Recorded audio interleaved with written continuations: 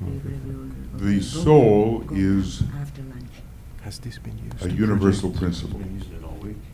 It's this one. It is found as consciousness at the very height of the universe. The monad itself So it's not.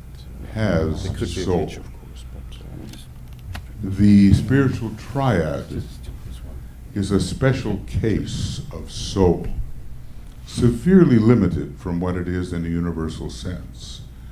What we call the soul is really limited, and it is worked up, it is a type of consciousness which is worked up from experience in the dense physical body of the solar logos, consisting of the lower 21 subplanes, especially the lower 18 subplanes. It is a harvested type of experience which is supported by the presence What a nightmare. of an aspect of the solar angel which infuses itself into a structure or matter on the higher mental plane and shapes it Well, that was accordingly. through this So the one, yeah. entirety No, entirety was it this? of the solar angel is not found in the egoic lotus. In other words, having pervaded the entire universe with a fragment of myself, I remain a fragment. Okay?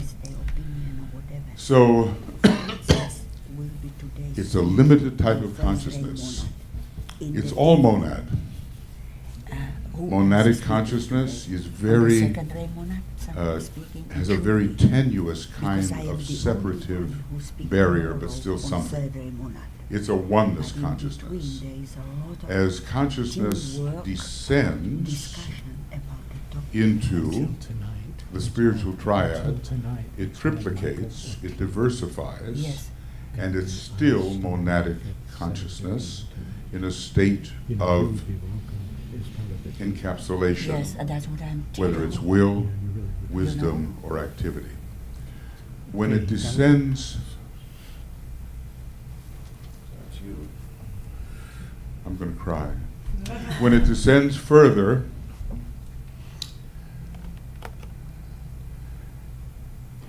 it enters the matter of the higher mental plane. From the monad, which is a 12-fold jewel, I know we got to talk about this way, but the higher 12, monadic is Maybe you should 12, restart again. soul is I mean, 12. a complete shutdown. Very interesting. The higher 12, it's all in the Esoteric Healing book. Just a little hint dropped there, whew, and it shows you the 12-fold monad. So, there's a descent into the higher mental plane, and the jewel in the lotus is formed. This thing is too weak. It's a monadic projection I can't. and a limitation upon monadic consciousness. But it is the presence of the Hey, monad what about this? in the egoic lotus. What about, is that? Now you've got the presence of the solar angel in the logoic, egoic lotus. You have a dual presence. The monad, which has a long history, but is not Would yet it work to take advanced his files in and terms put them of on this? evolution in our solar systems, and you have the solar angel, which is very advanced, having become already an initiate in the previous solar system. Now what have you got? You've already got a projection as well of the soul in incarnation working its way up into the causal body. You have a triple consciousness within the egoic lotus. That's the consciousness that we're usually trying to get in touch with, and it's not so easy. You know, it's like a higher power. It has a lot of energy of love. Thank you for getting this going. But it's Whoever- not on your screen, so you'll have to work off of that. Okay, and what is that? Oh, but it's a start. It's a start. I'll get, yes, if I can't get to my screen that I want to show you, then I know this is an attack. Dorothy, yes. The solar angel has already been to Sirius for training and was a human being in the previous solar system. The solar angel has undergone 2 falls. The first fall is the fall onto the cosmic physical plane again. The second fall is a projection of its essence and its presence in some small degree into the matter of the higher mental plane. 2 falls. Well, no, wait. The solar angel has its own monad. And so does every life, and they're all one. See what I mean? So the human monad is less experienced than the solar angelic monad. Solar angelic monad is really experienced, but less experienced than, let's say, the divine lives on the logoic plane, and on it goes. There's only one monad in all of cosmos, differentiated through contracted self-perception. Okay, meaning there's only one perceiver, and that perceiver diversifies its modes of self-perception, creating apparently different entities. So every division of self-perception is an entity. And we are that, and the solar angel is that, and greater beings are that, and so forth. They just differ in terms of their experience in the projected worlds of the universal logos. So basically, we're just new at this. The solar angel is already a member of the council within the sun. That's an amazing thing. There's a solar logoic council, which is analogous to Shambhala, and the solar angels are members of that. That's how far they've gone. And we're doing well if at the 5th or 6th degree, usually the 6th, we can become maybe a member of the council of our planet. Now that gives you an idea of how distinct and differentiated in terms of development the range is between the solar angel and the man. But just think, 49 solar angels make a planetary logos.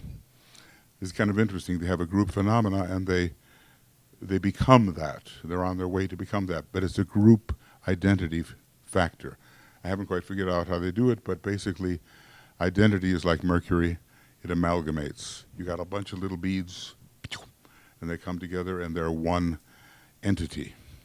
And the solar angels are on their way, one path of potentially becoming planetary logoi. So, you will not preserve, in other words, everybody's individuality is your individuality. There's no way to separate what appears to be yourself from the true one identity. And the amalgamation of identities is what we call group consciousness all the way up. So get ready to be everybody else. It's a little rough, because you don't like how they behave, but on the other hand, it's you doing the job. It's you as them. And basically what we have to do is eliminate, as we ascend, the rings pass not, which make us feel individual and distinct, because we are not. We are all aspects of the one identity, and that identity is ours. So that's a big stretch, and right now a lot of people are just trying to solidify their own ego consciousness, the sense of being somebody, even somebody spiritually, but it's not really true. It's true up to a point and then not really true. It's part of the Mahamaya. Differentiation is part of the Mahamaya. Basically, in the secret doctrine, it tells us how number evolves from no number. So no number is the reality, and number is almost like the first illusion, and diversification is all illusory, and illusion is based upon fragmentation and division. So just get ready to be everybody else, that's all. And of course you start doing that with love.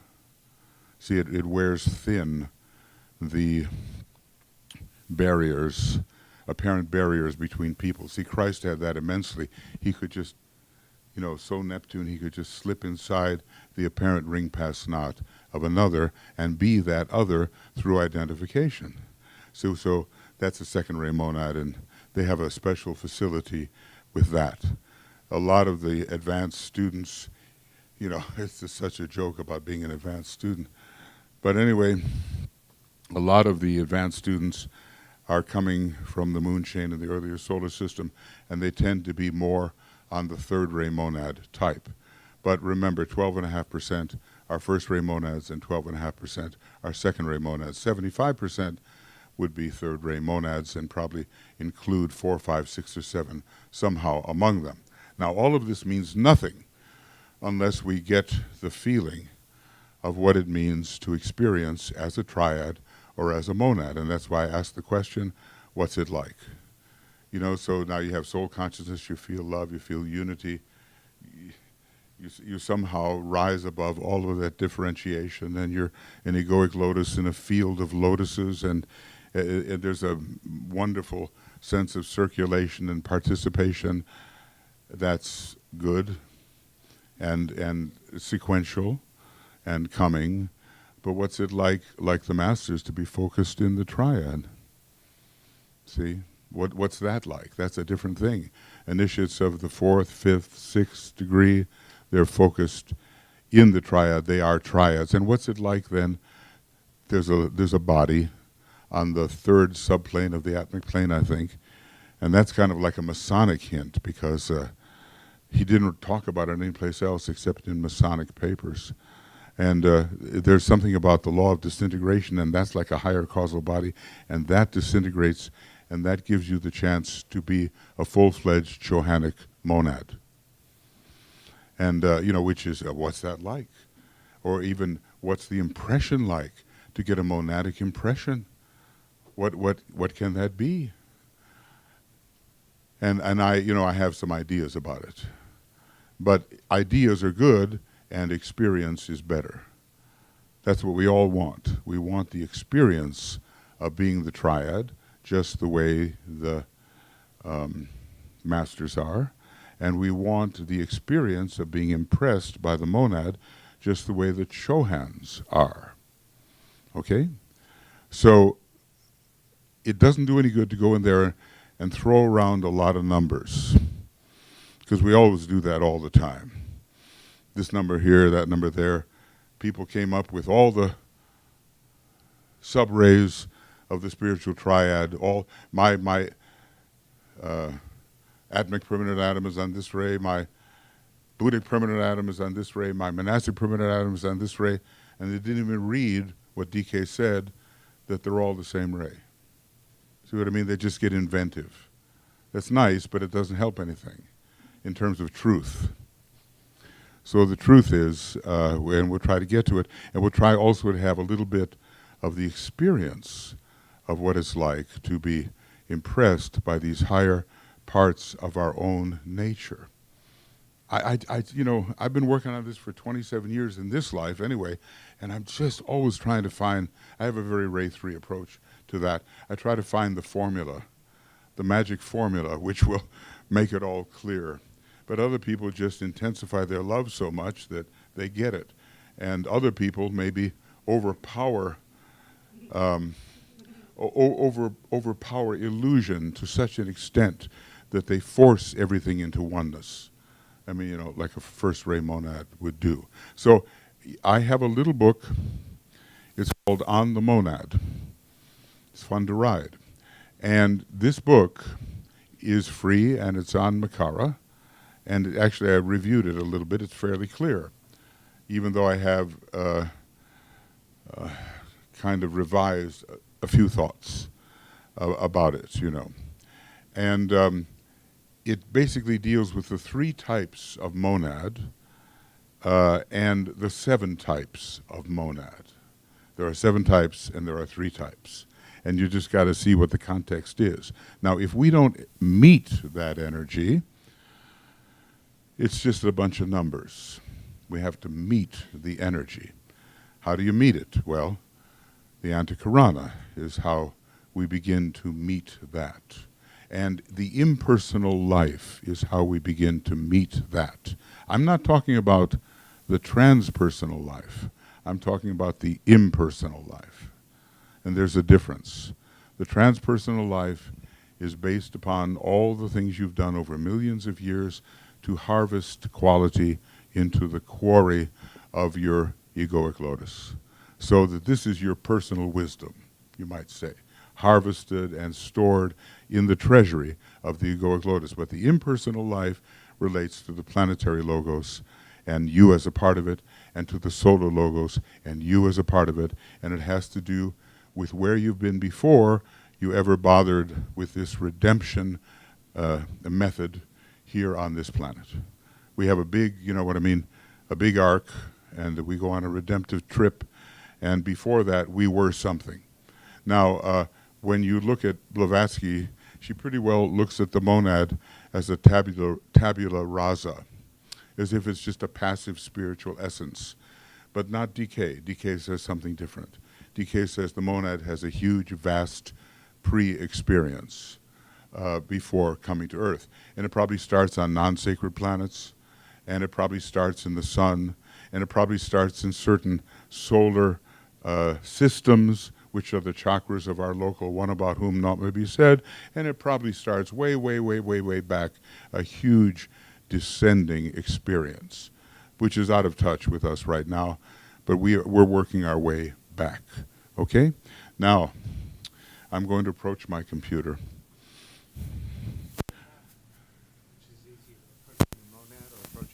This is the moment. I like this, but there's something basically wrong with it because I don't see anything on my computer. Yeah, you couldn't make that work. You have to look there. I've made this work so many times, but now what I'll do is look to my right, and I'll just assume that this is going to be on the computer, right? Okay, so, It's just a different screen. okay. You only do one or the other, not both. No, but that's a special, that is a special area, and it can do both. But we'll do that in the break. We'll take care of that. Oh, I was looking up this morning KJV, the King James Version, you know, because there's that wonderful quote about identification and the second ray monad.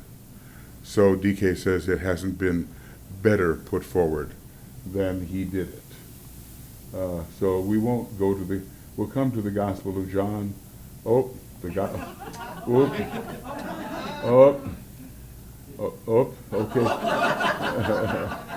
Okay, I tell you what.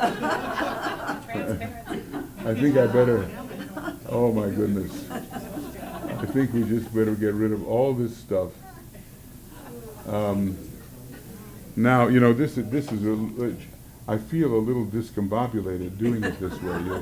You can understand. And there's a problem also with, yeah, there it is, okay. So I'll try to get to the point where I actually had a schedule. This is the Advancing Seven Ray Seminar. Where's it going? That's a good question. Come on. Okay.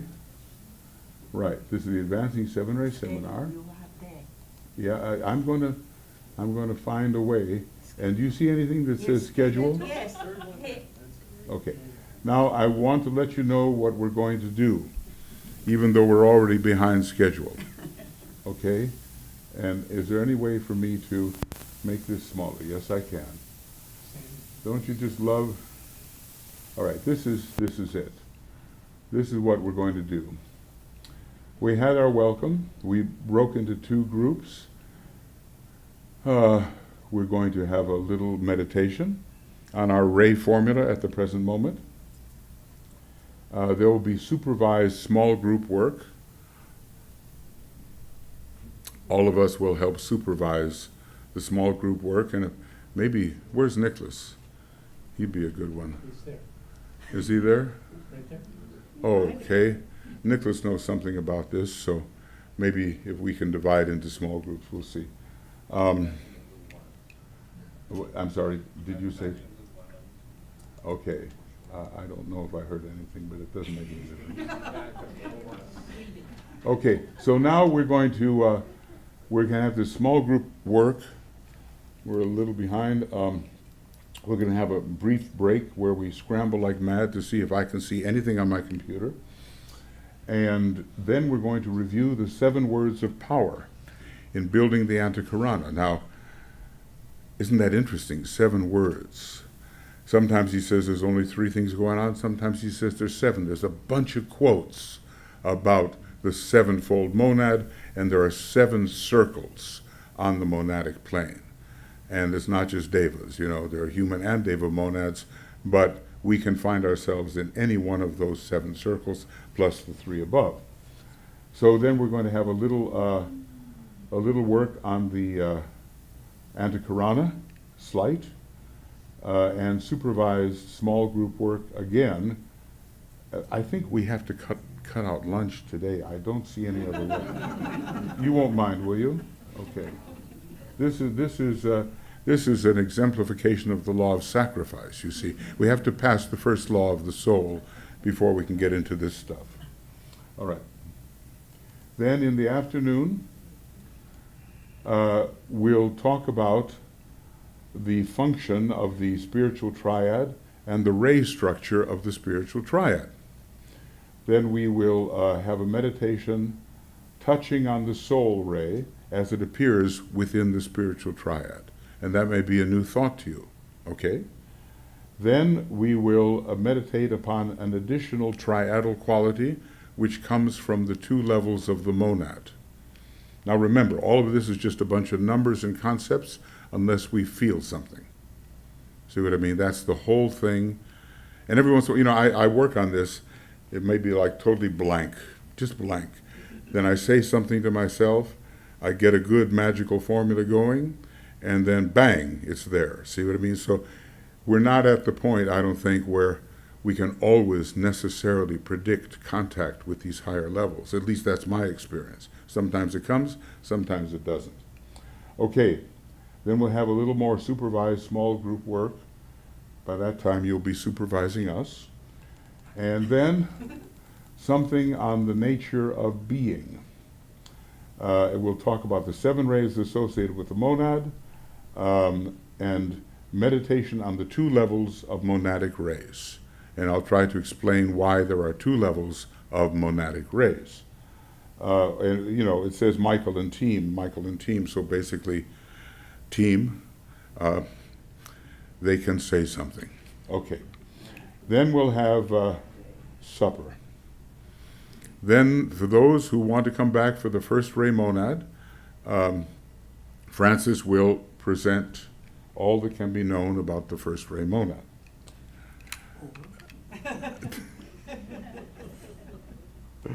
Yeah, look, we are trying to learn at the same time, you know. So we're working together in exploring these unexplored areas.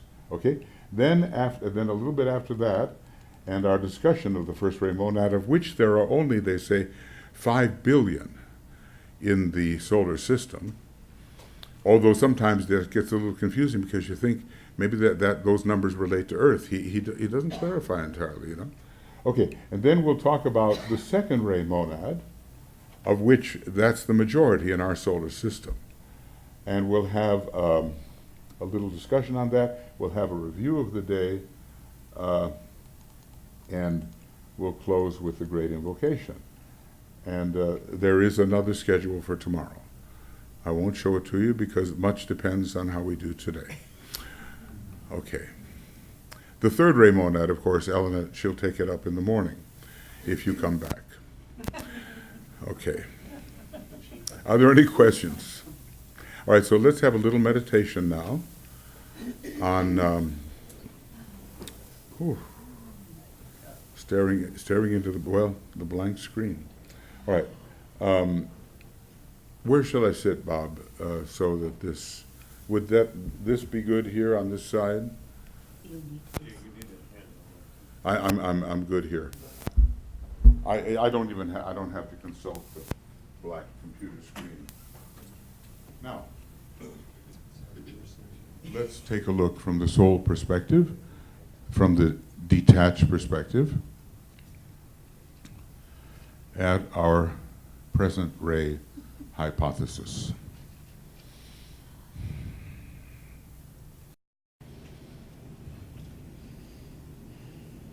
So we think of ourselves, there are many ways to think of oneself, but we think of ourselves as the soul in incarnation. So we are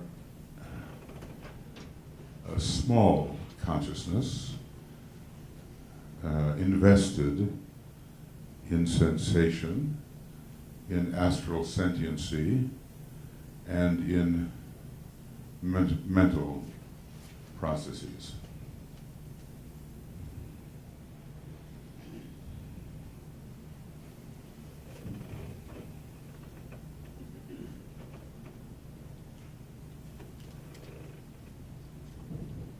And it's always better to look at something from a distance if you want to see it more in perspective.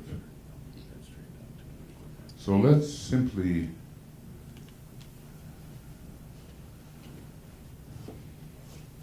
take the soul position, as it were, imaginatively, and review why we think we have a physical etheric body on a certain ray.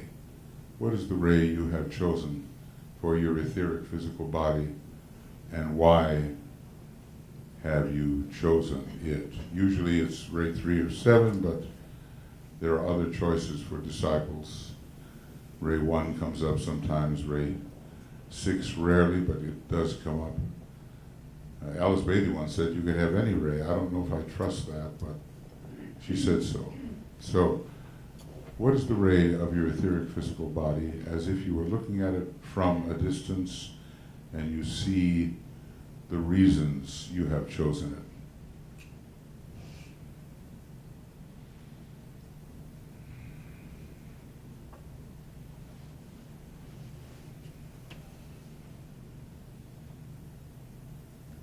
You always have to have reasons.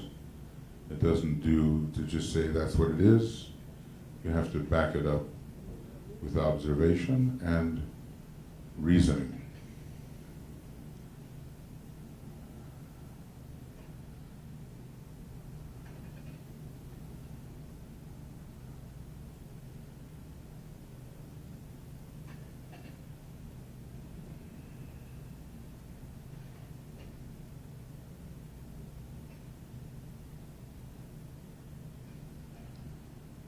Now let's hold that position, and we'll take a look at our astral sentient responsiveness, the pattern there. It's usually ray 2 or ray 6, and the great majority of DK students were on the 6th ray in their astral body, the devotional ray, but ray 1 would show up now and then. And interestingly, other rays, even in his examples, even something like ray 5 or ray 7 showed up. I mean, who knows what that would be like, but anything is possible.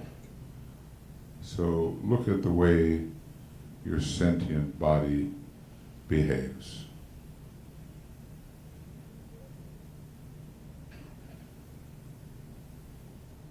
And your feeling responses and your emotional responses.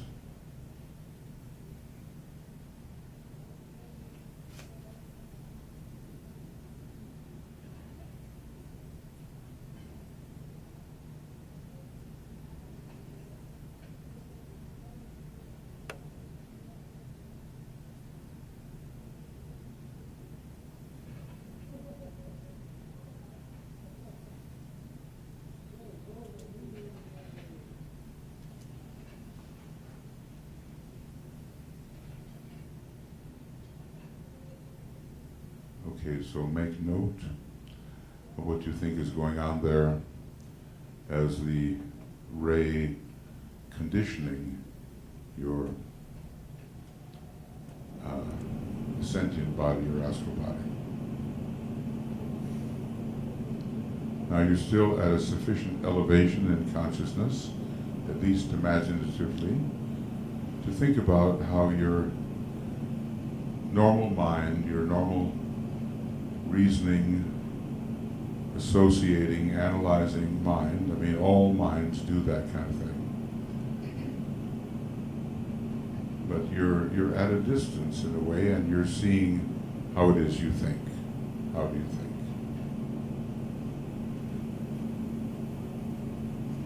And normally the rays are 1, 4, and 5, but ray 2 and ray 3 minds were showing up, and not so much ray 6. That was more for the Buddha and the Catholic churches, he said. That's kind of interesting. Very different applications of ray 6. And as was read the other day, ray 7 in the mind is showing up at the time of the first initiation. But anyway, usually 1, 4, or 5. So how is it that you think? What are the characteristics of your normal, fairly concrete thought process?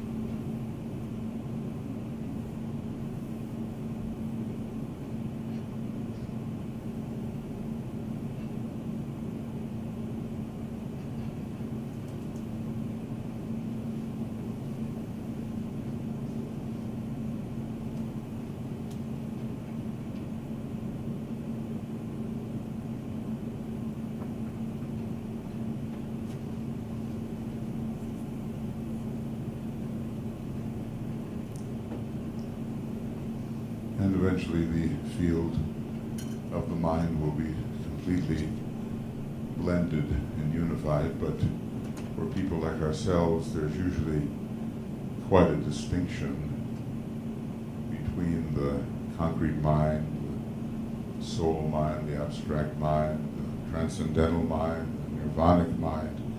Maybe there's 5 different levels of mind we have to deal with, but they're not yet identified or unified.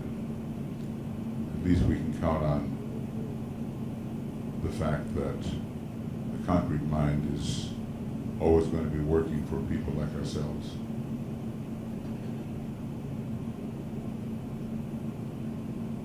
Okay, so now you have 3 rays which are part of your hypothesis, and maybe you are feeling quite strong about them, maybe you have doubt, etc. But you at least have taken note. Now, there's the coloring of the personality as a whole. Any one of the 7 qualities, but usually at this stage of evolution, not the same ray as the soul ray. It does happen, and DK gave a very good example of it, but it's not the usual thing. And it did not happen, not even one time, with the 50 or so students for whom DK gave the rays and discussed their discipleship. So take a look at, as if you were far away from it, how that personality operates in the social world, in the general environment. Let's try to get a clear picture.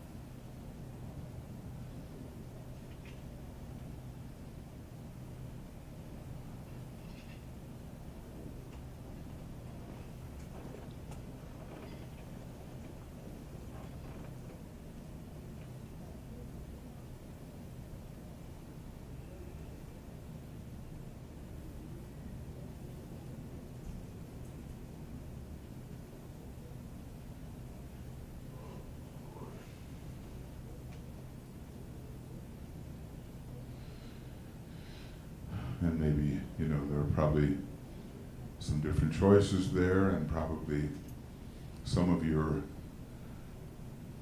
major planets which rule your sun sign, let us say, at least that. Throw in some rays which are quite present, but overall, what do you see as to how your personality is operating? By this stage of life, we should be at least an integrated personality in the intelligence sense. And hopefully we're on our way to soul infusion, a soul-infused integrated personality. We're on our way to that, hopefully.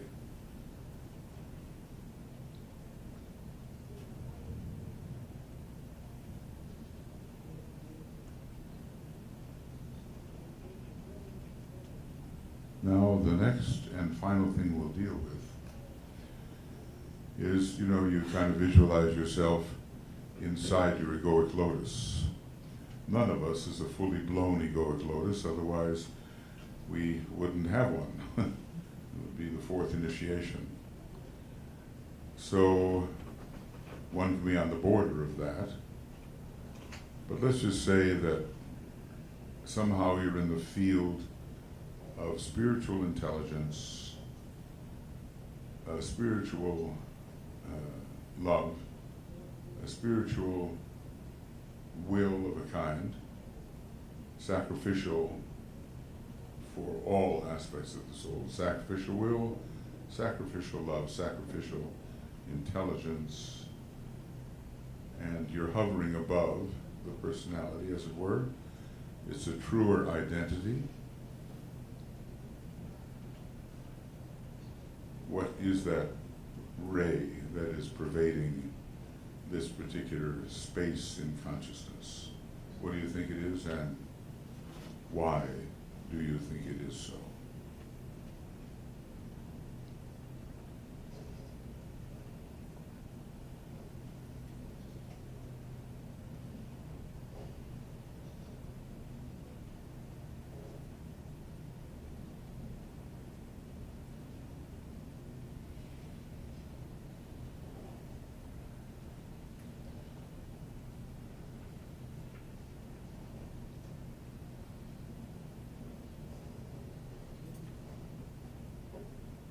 Probably you've thought quite a bit about this.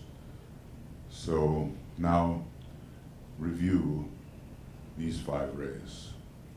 Soul ray, personality ray, mental, sentient, emotional, and etheric, physical. Just review that in front of your eye, so to speak.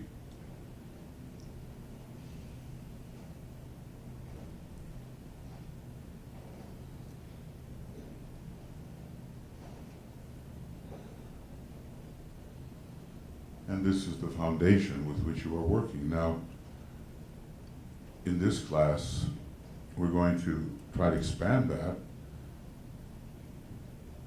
but not just play a numbers game. We've got to expand the impression so that you discover what is the kind of perception of the spiritual triad. And where do those rays come from? And even, if we're fortunate enough, what is this monadic impression? Now, you pretty well have to reach the 3rd degree to be really sure about these things, and even then, it's not a straight shot. The 4th degree will put you into real connection with the monad, and then who knows, the upper part of the monad is still another factor. So we want our experience to go along with our speculation. But at least the first 5 factors. So just take a look. What do you have?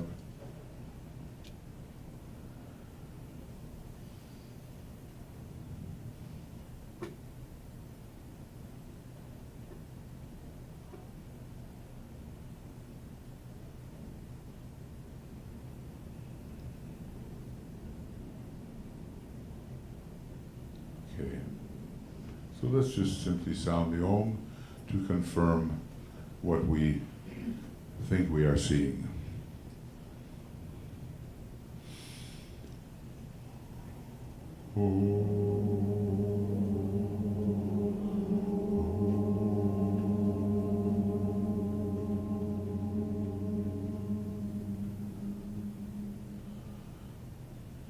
Good. Let's see how many of us there are here. Okay, there's 7 and 10 and 11, 12, 13, 14, 15, 16, 17, 18, 19. Let's say there are 18. Let's say we have, is there anybody, of course, if I assign you a function, then you don't get to look at yourself quite as carefully. Let's just say 6 in a group at the moment. And we'll make this brief. Basically, you'll say what you think your formula is and why you think so, very simply.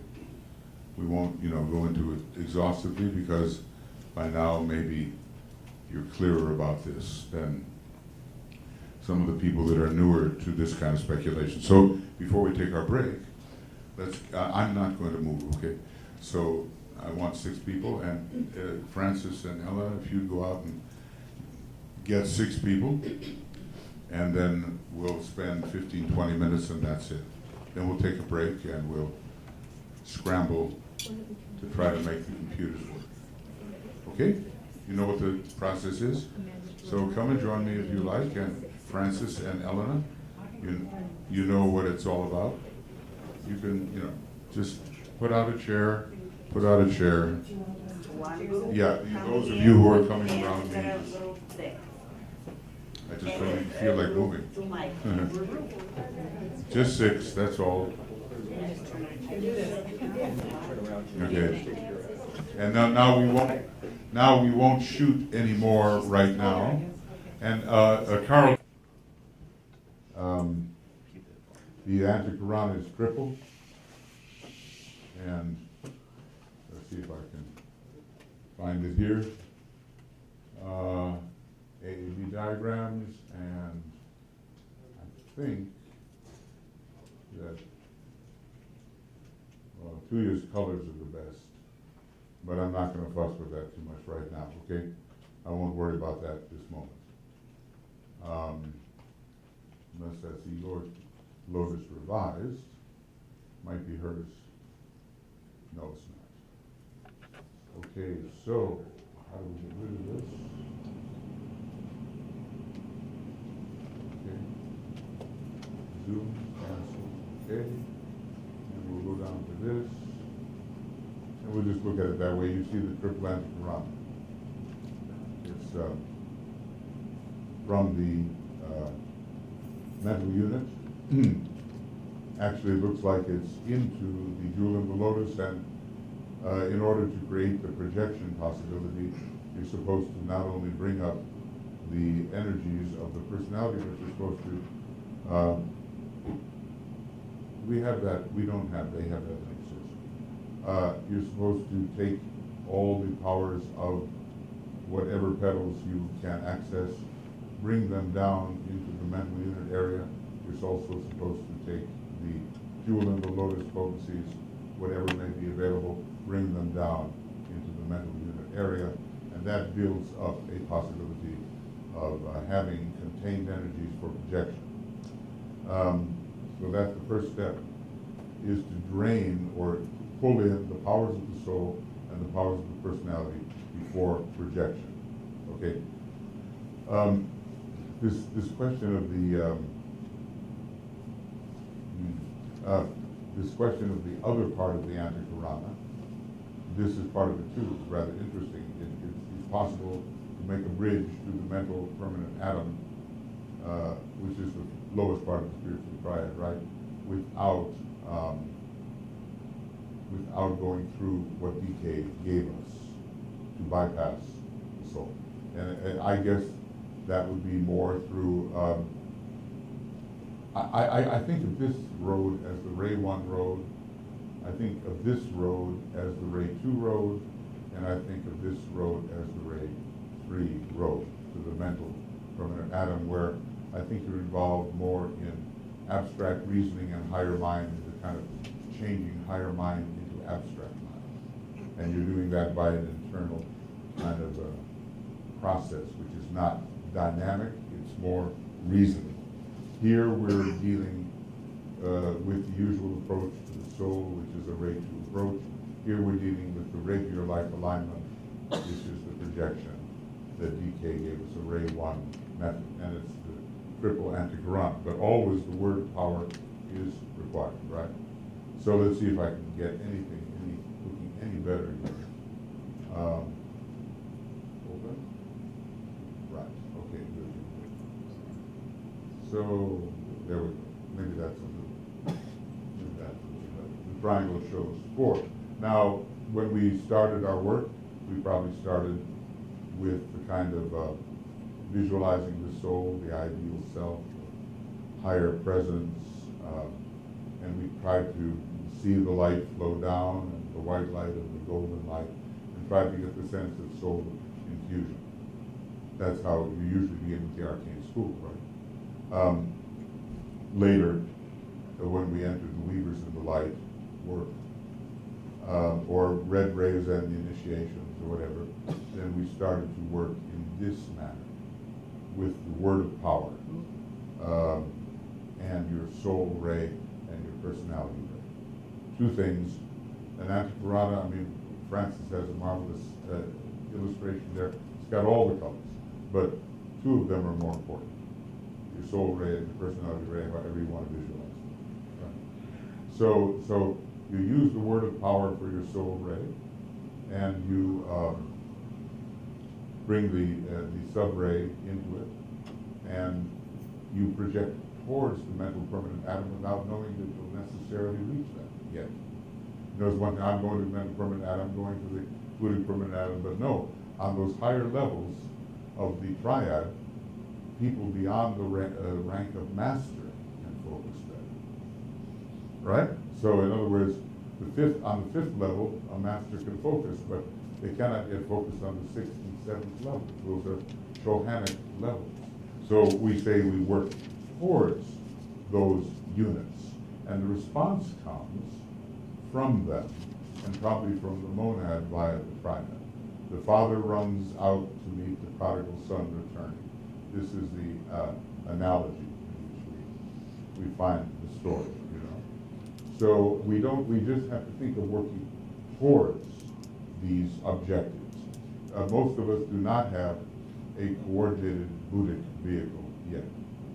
Now, one time he says after the 2nd initiation, you kind of have that, or start to have that, but later he says really it's a 3rd initiation deal, and you have to have the planet Neptune very prominent, and then you might be able to coordinate the Buddhic vehicle. But what about coordinating the atmic vehicle for spiritual will? We don't have that yet. So a master has a coordinated atmic vehicle. For the rest of us, we're just hoping for some influence from the higher levels which can affect the way we live our life. Isn't there some benefit in acting as if though? Because Sure, you can act as if, and absolutely, and with the visualization you can act as if, and you yourself will know whether there's a change in the energy, and whether it is a useful change or whether it's an imagined change. We start to get very discriminating about those kinds of things. When we really get hit by higher energy, we down on our normal level, we really notice a big change. And when all of these words turn into consciousness, we really notice a big change. See, basically, without the consciousness, what's the use? It's a bunch of words, and we may be able to have kind of a diagram of it all intellectually and so forth. What do you say? What do you think? I give my colleagues the chance to get in there if you want to say something. Why do we have Gandhi?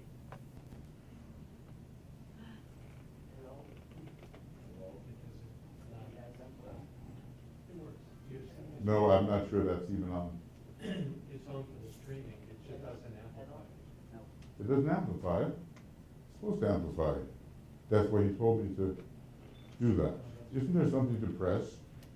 There should be a button on the lower left. Try it now. Uh-huh, that's very strange. These are just for streaming, they don't. Really, they don't have anything? My method is usually Belch just, it out. well, oh my God.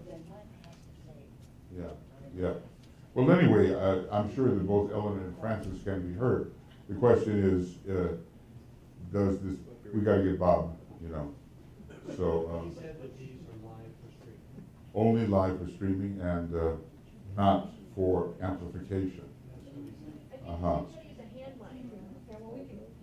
Yeah, where's that hand mic? Oh, there it is, over there. Good.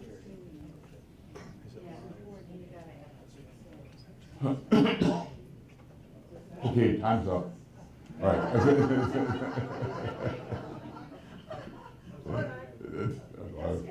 Yeah, carry on. I'm good at carrying on. Anyway, so the words of power. So the words of power have a particularly sensitive way of penetrating via the soul ray into higher spaces. Why might that be possible? Because if I can, I have certain favorite pages in DK's works, and this is one of them. And this is Treatise on Cosmic Fire, page 177, where basically he shows you, and you've seen this before, a ninefold choice of rays for the triad. I don't know how that just happened, but it's not important. I'm going to go back to where I was.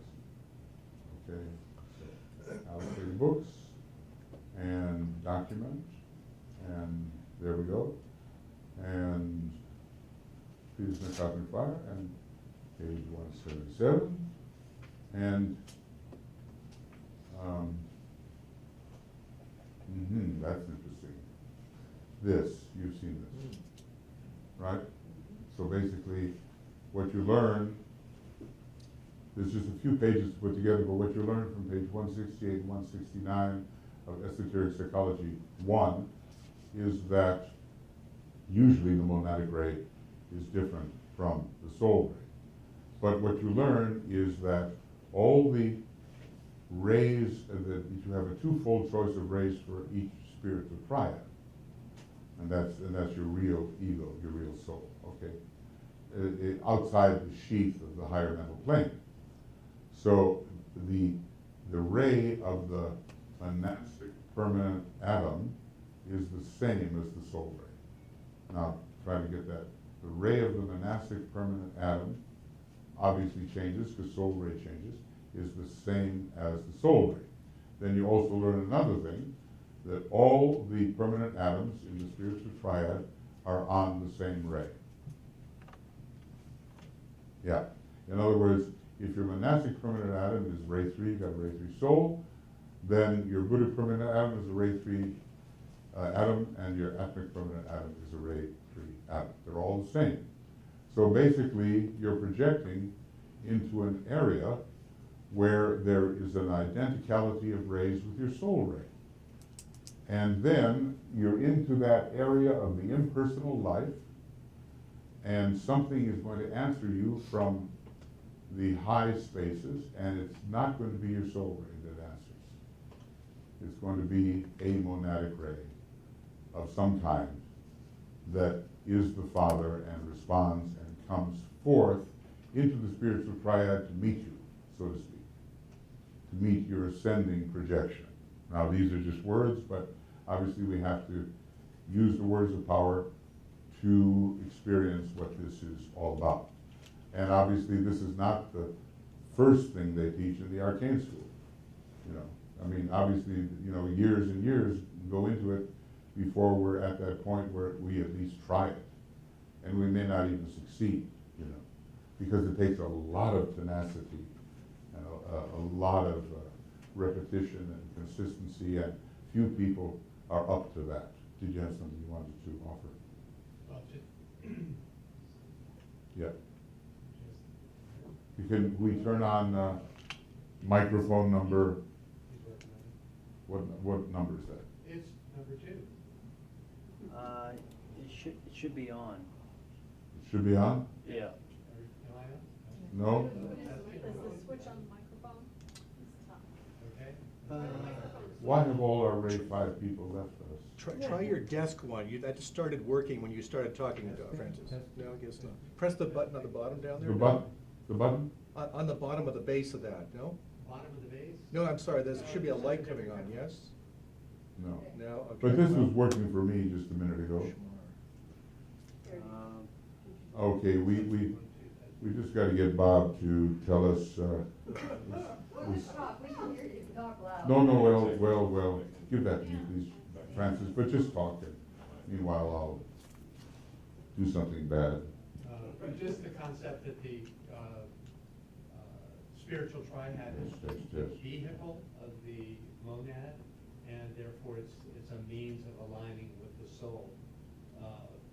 And that could be a reason for the fact that it's the same ring, the triad being made up of those permanent atom forms. Does Yeah. that make any sense at all? The solar angel, hello? No. Yeah? No? Yes, no, yes? Yes. Yes, no, no. Okay, Bob, let's call Bob. Does anybody have his number? I don't. Yeah, I do. Okay, good. The solar angel finds itself poised on the Buddhic plane, at least according to the chart that DK allowed to be gathered. And I'll show you what it is, and you've seen it.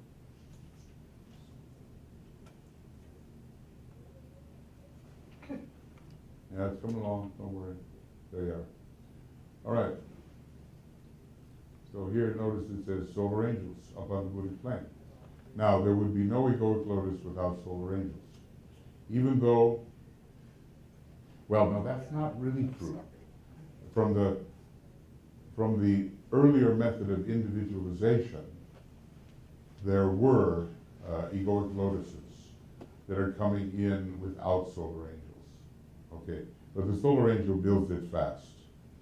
So the solar angel is from the triad level, the solar angel is infusing the higher mental plane with its own geometry and builds up the egoic lotus according to its own nature, what it's projecting. And there's a direct beam. If you talk about the inner petals of the egoic lotus, the synthesis petals, that's a Buddhic stream. DK specifies that very much. So the whole structure of what's going on the higher mental plane is solar angelically dependent at this point. Maybe not earlier, when it got, on the moon chain and in the previous solar system, there was a way, by connecting with your monad, to develop petals, whatever these petals really are.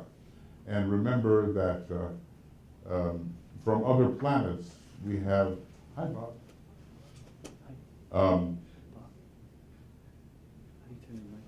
I'm testing his Francis. degree of Which number is telepathy, that? I hold it up and he knows something's wrong with the microphone.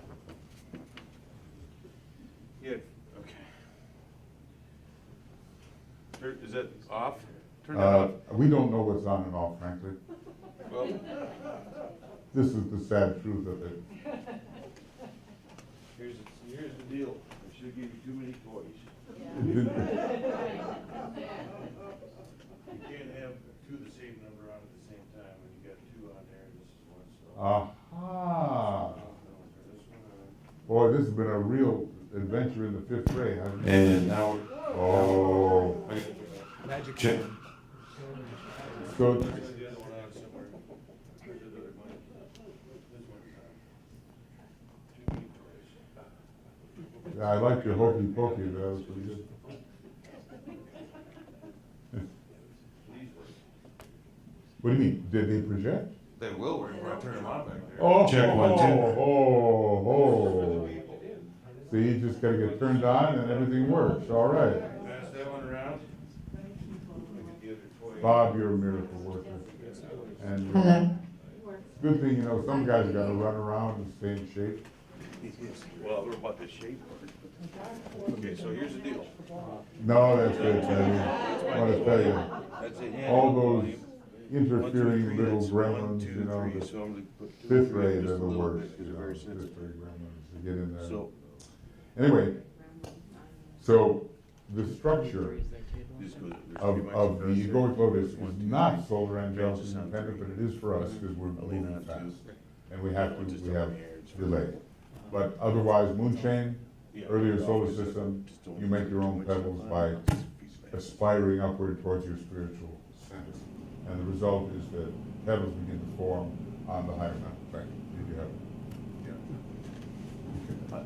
Isn't there some teaching about that the dark brothers, a very, very few, that you could say the highest/lowest placed ones, get there by bypassing their solar angel and plugging directly? Yeah, they have a kind of they veer off after the second initiation, and they have some kind of Davic Mahat line of ascent, which never goes on the Syrian developmental. But it allows them to connect with cosmic evil.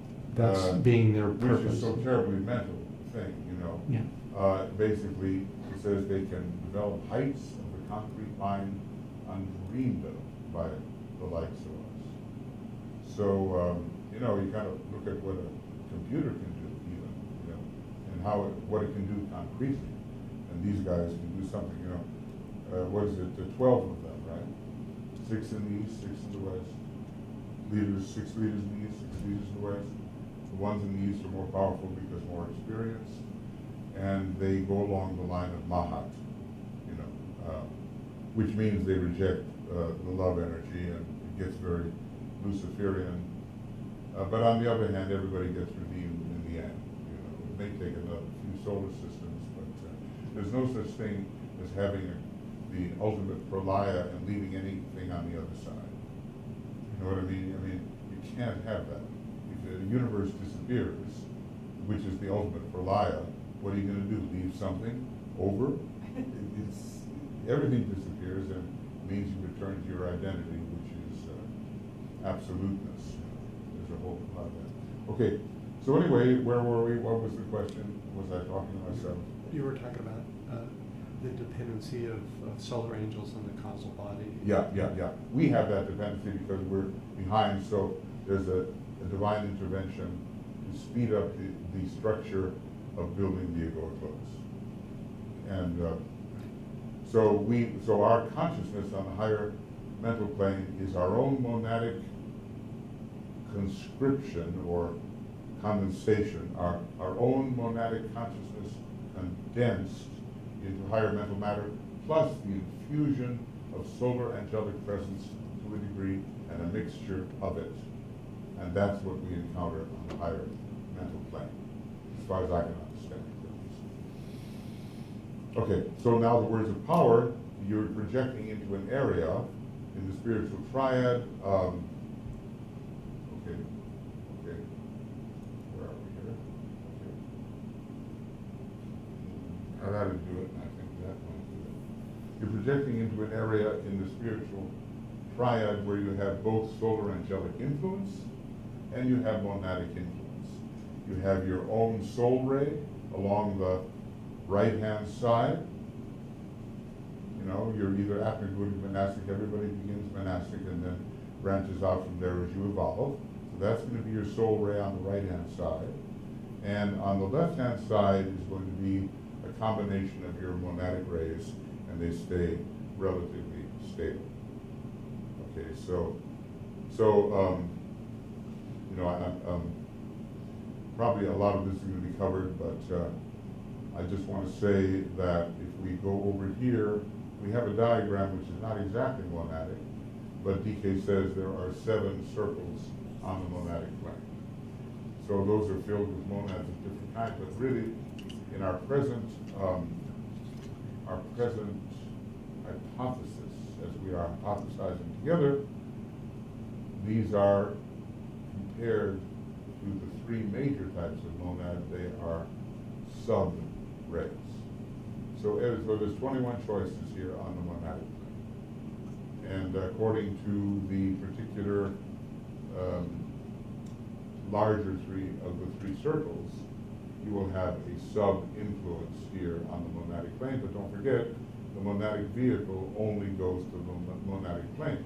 And when you go on the way of higher evolution, you're not going to drag your monadic vehicle with you. You can't do it because it belongs only to the cosmic physical plane.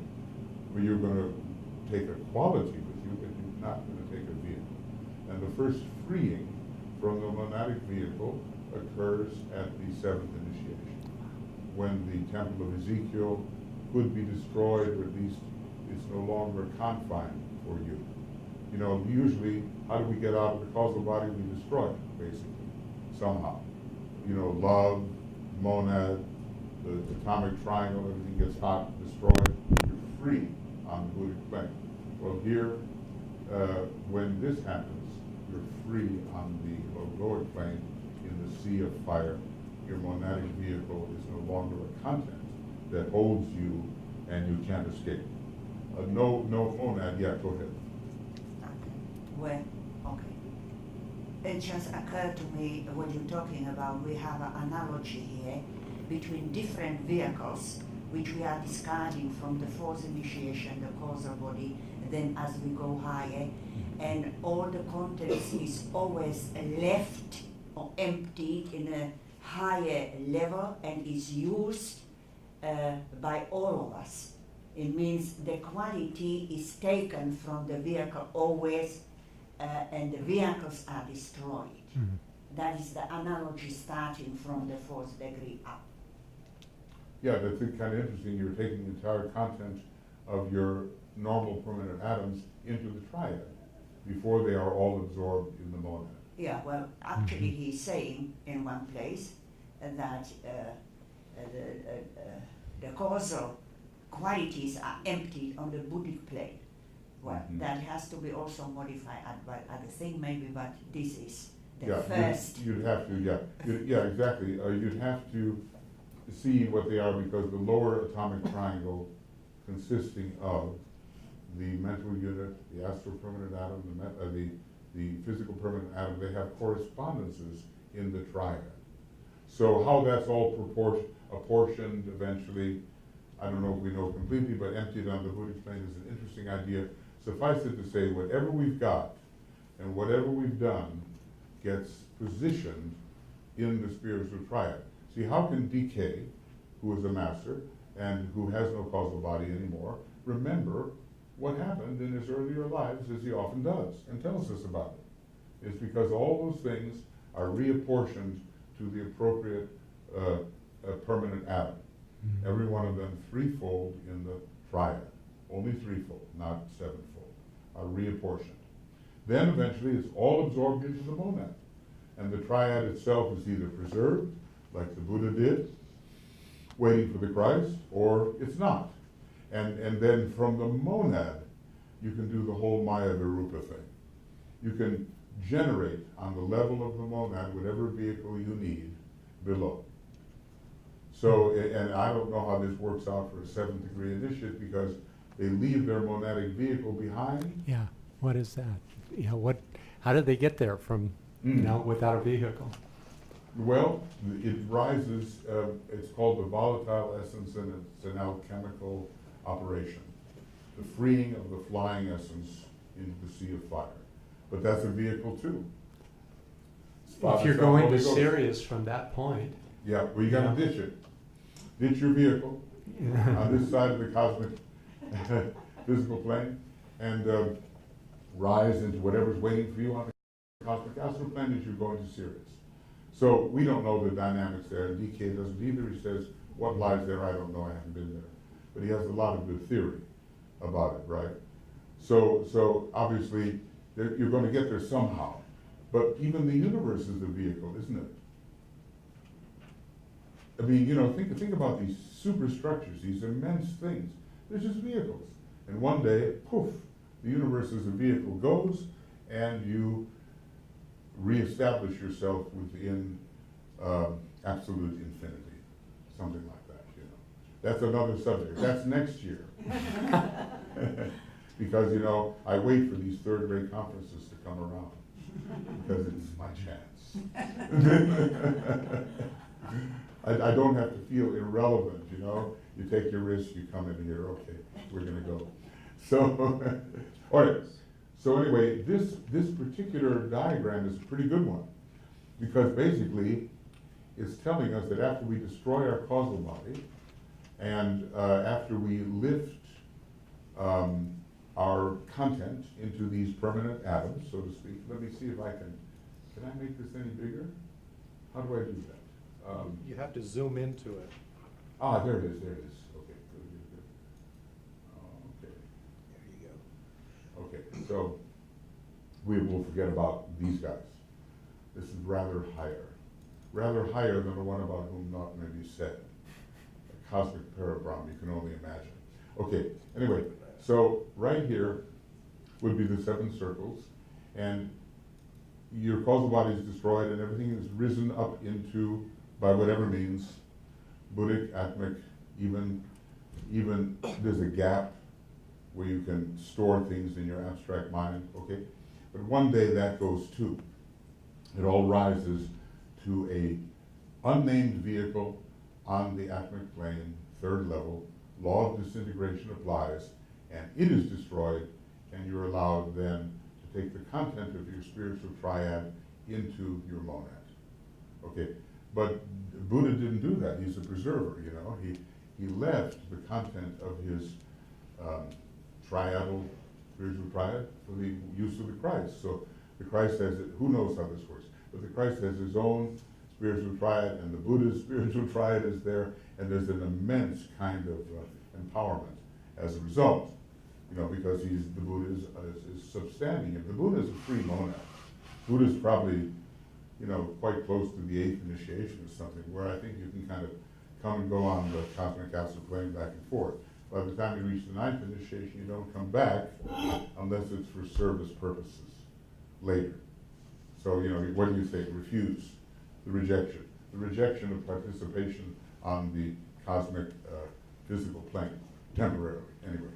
But the solar angels, they came back, and who knows what their initiatory degree really is. Could be amazing. Could be a whole other line of initiation. Depending on every creative hierarchy has its own line of initiation. So, you know, solar logoi have their own line, planetary logoi have their own line, solar angels have their own line, man has his own line, and we can only make analogies, right? So, okay, so here you are. You know, this is not going as planned. Okay, so there are 21 choices here. Probably up in the sea of fire, you've got 3 vehicles, Father, Son, and Holy Ghost. And eventually, you're going to be in one of them. That's going to be your 3 monadic rays. The 3, not the 7. Many, many references exist about 7 monadic rays. And what I'm saying is that the first thing you encounter when this vehicle on the atmic plane explodes, or whatever it does, is you encounter directly the subray of your major monadic ray. Like, I always like St. Paul. He's a good example. He's a passionate fanatic at the 2nd initiation. He's a temple assassin, and he's going out there to get the Christians and all that. So he meets Christ on the road, has an experience, and blinded for 3 days, and he's going to change his 6th-ray soul into a 2nd-ray soul. And, you know, he's reaching out, and he writes the greatest thing on love ever. You know what I mean? This is not the same guy. So anyway, but you go to his monadic level, he's head of the 5th-ray ashram. How do you do that? Only with a 5th-ray monad. But there's no 5th-ray monads allowed up on the logoic plane. They're all 1, 2, 3. So it's, and he's famous for the following statement, and you'll recognize it: the kingdom of heaven suffereth violence, and the violent take it by force. And so where DK positioned that, putting St. Paul's, one of his favorite statements, right next to the 1st-ray monads, gives you a big hint. See, what DK is very cagey, and he just lays things out. So if you know what's going on, you don't pick it up, and if you know what's going on, oh my God, there it is. Like he used the word august. He might have said August, but he used the word august, and he gave you a huge hint there about the Leo festival in August. It's just one of those plays on English words. You can't do it in other languages necessarily, but he told you what was going on there for the hierarchy in Shambhala at an august meeting in August. So you have to read really carefully. Okay, so anyway, the first thing you encounter is one of these 7. And we'll probably get into that, and maybe Elena will have something to say about that when she's giving her talk, I don't know. But anyway, you cannot be born with anything but a 4, 5, 6, 7 or personality. That's it. In the early days, 4, 5, 6, or 7, that's it. You cannot have anything but a 4, 5, 6 soul. That's it. That's all you can have until much experience occurs. Then, what about these monadic subrays? I begin to wonder whether at first you can only have the 4, 5, 6, or 7 subray of the monad, because they're all correlated on the right-hand side. You know what I meant by the right-hand side? I showed you that, right? Somehow I have a feeling, a sense, could be wrong, let's see, that the monadic activity on the monadic plane is going to be 4, 5, 6, or 7, but that any monad, 1, 2, or 3, can come forth at any time, and that stays stable. The 1, 2, and 3 on the logoic plane, I believe, stays stable. And there you see the Father, Son, and the Holy Ghost. And I think that's your true home. You break free of the monadic plane, whatever it does, the temple of Ezekiel, it gets destroyed, all temples get destroyed. You break into Father, Son, or Holy Ghost. But you take with you your experience, of course. Because how can he say that when you go on the path of, magnetic work, a lot of fifth-ray people, i.e. those who have the fifth-ray monad, take this path. Fifth-ray monads take the path of magnetic work. It might help if there are also second-ray monads in the higher sense. So you take with you your experience on the lower types of monad. So basically what I'm trying to say, entirely out of order for our schedule, is that every one of us is 1, 2, or 3, but with a sub-ray, or maybe you would call it a secondary ray, I don't know. Both, when I think about myself, I really hit ray 3. I feel, this ray 3 thing, and everything is analysis, and everything is, links, Mercury and all that. Like you feel, if I had to say, where do I come from as a monad? More like from Mercury than from any other planet. And we all have what you call sacred planets from which we come. See? You can't get to Earth unless you've been to a sacred planet, really. Because you have to start out as a sacred planet monad, in my opinion. But then there are synthesizing planets and other points of origin. What did you become before that? So with me everything is blue. So I didn't like green particularly. But remember what he said about the third ray monad, it's yellow. I can do blue and yellow very well. Even went to a school whose colors were gold and blue, and I liked that just fine. So I wouldn't have liked green. Okay. So anyway, you hit something first. For me, I hit this third ray thing first. But if I deeply into it, it's all blue. You know what I mean? For me, it's just all blue, and I just feel on the higher levels that probably this is where it is. Now, how do I know that? I don't know that.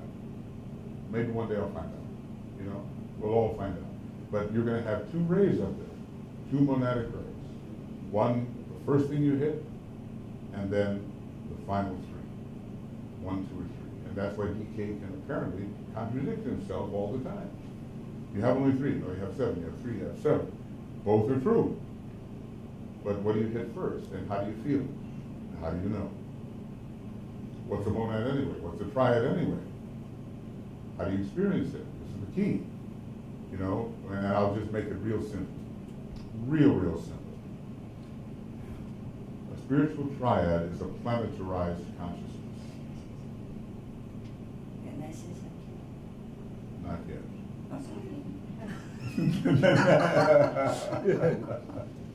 Because I want to complete my simplicity. Oh, then you can go out. please do. Okay.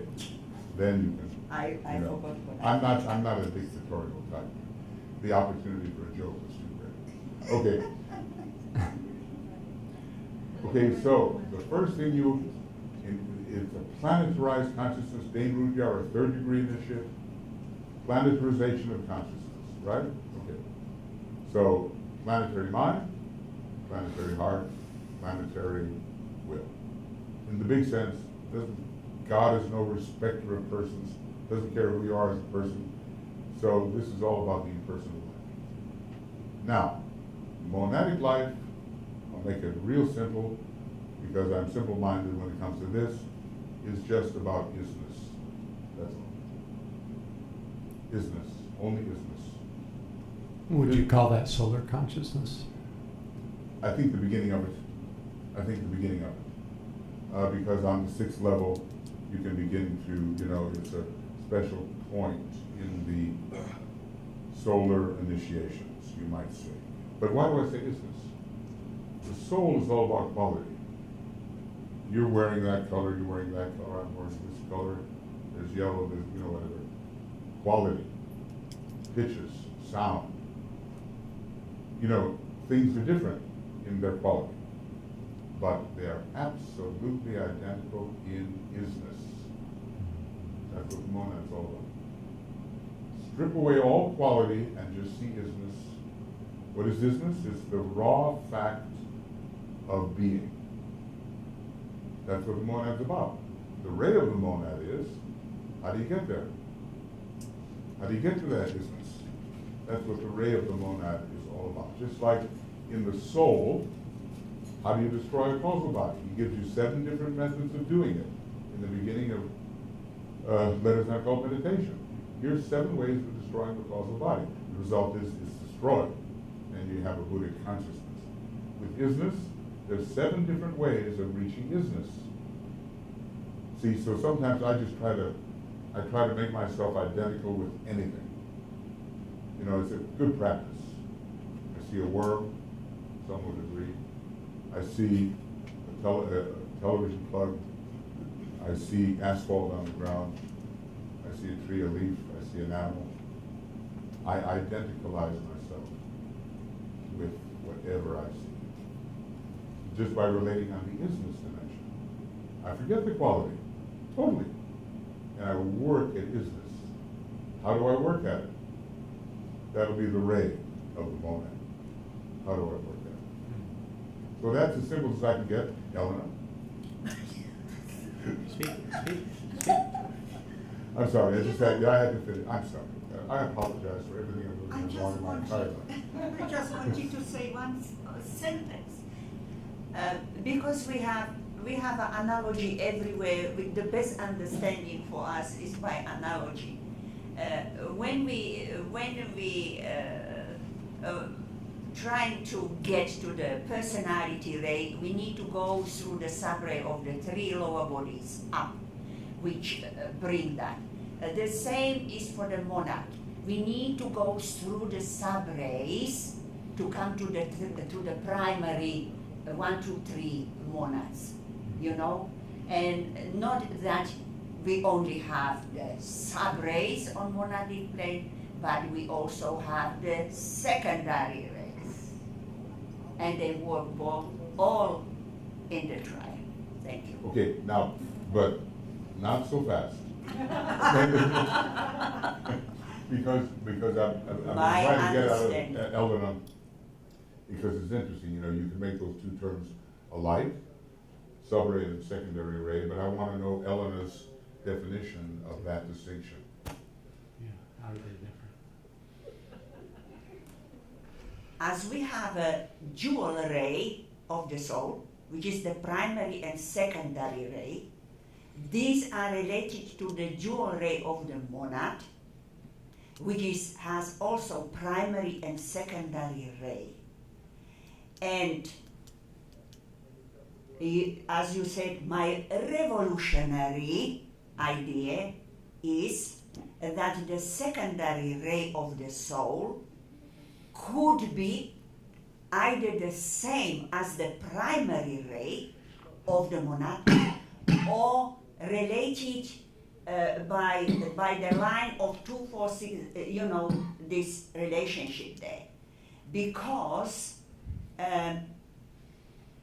these have the focal point on the right column in the triad, where the primary ray has the 3 primary division of the monad, in the triad, okay?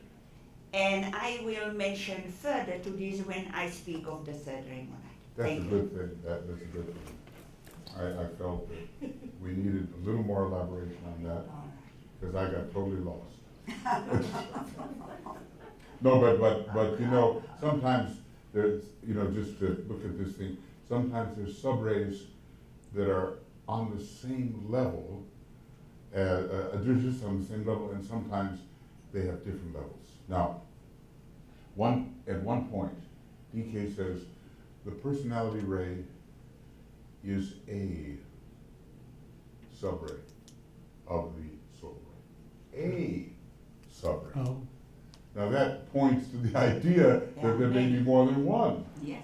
But on the level of the soul itself, where your ashrams are unfolding, maybe you would call it a secondary ray because there's a kind of a subray there. Maybe you call it secondary because it exists on the same level.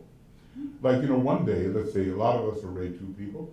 So when we work with the hierarchy, we're going to be doing 2-1, 2-2, 2-3, 2-4, 2-5, 2-6, 2-7. They're almost all organized. Almost all. Maybe something's missing, maybe 2-4 is not quite together or whatever. Hierarchy is going to put us to work in one of those ashrams. And maybe that other number could be called a secondary number because it's on the same level as the soul. That's my only, possible interpretation there. Okay, but not to get off into stuff that's just too weird. Okay. But suffice it to say, and by the way, look, that's why I warned everybody about this class. You know what I mean? That I said, if you're not sure of what your ray chart is and you're relatively new to it, and you haven't gone through the techniques of integration, and you haven't gone through the techniques of fusion, and you haven't done the Antahkarana work, downstairs is safer. it's probably too late to leave now, though, isn't it? No, it's never too late. But we'll try to make it real, okay? Now look, so let's take a look. 7 words of power. You're going to be met by something. Your soul ray is making a demand through a rapier-like alignment in the direction of the triadal permanent atoms and ultimately in the direction of some kind of monadic contact. I assert the fact the highest light, I see the greatest light. Purpose itself am I, 2 merged with 1, what's the other one? Ray 5. 3 minds unite. The highest light, I'm almost getting 6th ray mixed up with the 2nd ray. The highest light controls and the highest and the lowest meet. Those are the 7 words of power that according to your soul ray you will use when you push into, by a first ray method, you project into the triadal area. What does that really mean? Project into the triadal area. It means your consciousness stops being so personal or even transpersonal. That was the trouble with the rich young man, right? I've done all this work, I've got all these goods, my causal body is full, I really enjoy it, and so sell it all, give the proceeds to the poor and follow me, are you kidding? So that's a problem. That you've stored all this stuff from your work up in the temple, and you don't want to give it away. But okay, then comes these rapier-like alignments with the first ray, and before you know it, you've got such a higher perspective on things that what's a causal body or two, you know? One of my friends said, when you have a ray 3 causal body, you sell it to the highest bidder. I don't know if that's true, you know, there's different ways to give it away, you know. In the beginning, you know, oh yes, and I love the Swiss cheese approach. That's for the 5th ray, you know, laser holes in your causal body so it just falls apart. And you smash it, you bash it, you dissolve it, you take it apart, you harmonize it to death, you mantram it to death. You know, you do all kinds of funny things according to your ray of the soul. But now you're projecting into the impersonal sphere, so who are you anyway? See what I mean? I mean, you know, it's Ramana Maharshi all over again, isn't it? He says, just keep asking, who am I, who am I, who am I? And you'll get there. It's called, what, the Vicharya method, something like that. Yeah. So, look, our problem is a limited sense of identity. First I think I'm this, you know. Let's say I'm President of the United States and I think I'm this. Then I think I'm the soul. Then I think I'm the triad. Then I think I'm the monad. I'm not any of that. You have to keep on removing your rings past knot. See, in other words, we got all these nice boundaries. But every boundary is a lie. It's a temporary convenience, but it's a lie. Only until you get back to absolute infinity and the absolute, that's what we are. Okay, but meanwhile, all these lies are going on, and I'm this and I'm that. It's all mistaken identity all the way until I am the universe, which is a lie, until it is destroyed, and I return to what I really am, which is absoluteness. Okay? Yeah. It seems to me that, talking about the destruction of the causal body, that when the monadic ray comes down, it's like, it looks like the causal body actually implodes into that Antahkarana bridge, and that to me seems like the underlying structure that finally stabilizes that Antahkarana. It's like the causal body implodes in and becomes part of it. Well, there's something to this, because at that point, the Antahkarana becomes the main and only link between the soul-infused personal self and these higher dimensions. Now, exactly how that works, because there's 7 methods of destruction, and what's really interesting is that the monad gets into the destructive act, and buddhi gets into the destructive act because love is too confined by the causal body. And then finally, what breaks the connection or shatters the connection from esoteric healing is the atomic triangle, which has gone into a huge rotation, fiery rotation, and breaks up things from below. So you've got 3 streams that are breaking things up: the monad, the buddhic level, and the atomic triangle. Plus 7 modes of destruction depending on what is your soul ray. Now, you know, if you're second ray soul, you destroy it through over-inclusiveness. First ray soul, you smash it. Third ray soul, you got accumulitis, you accumulate and it just falls apart. Fourth ray soul, you harmonize it to death. Fifth ray soul, you Swiss cheese it. Sixth ray soul, you burn it up. Seventh ray soul, you've got all this magical mantramic process that destroys. It seems like an over-attachment to the causal body is actually what prevents the Antahkarana from being stable. It's like Could we be, get could be, attached to that could soul. be, because after all, you know, DK gives us 2 curricula at the same time, right? He gives us, and we haven't fulfilled it. Look, I don't know who's going to volunteer here. I know I haven't fulfilled the curriculum of the soul. So there's the curriculum of the soul operating, and simultaneously there's the curriculum of the will via the Antahkarana into the triad and monad. So he's giving us, says, look, you're tardy students. You know, you haven't done all you should, so now take on 2 things at the same time. Study the soul and its infusion process, and study the Antahkarana and its direction into the triad of the will, and do them both, and do them well, and do it before 2025. Well, you know, I'm kind of eager for everybody to absorb what they can absorb before 2025. Because that's when he decides what he can give out along the new line, the third dispensation starts, so we really have our work cut out for us, right? Right. So that's interesting, and it's true. If you're overly involved in your own causal treasure house, you're not going to follow the Christ. Sell it all, give it to the poor, and follow me. You know, apparently this is a fairly challenging statement. You know, I don't know who's ready to do that, you know, because our treasury isn't even full yet. So, okay. Oh, it's 12:30. But I know we're going to forego lunch now, so let's just go ahead. I mean, the law of sacrifice is the very first law of the soul.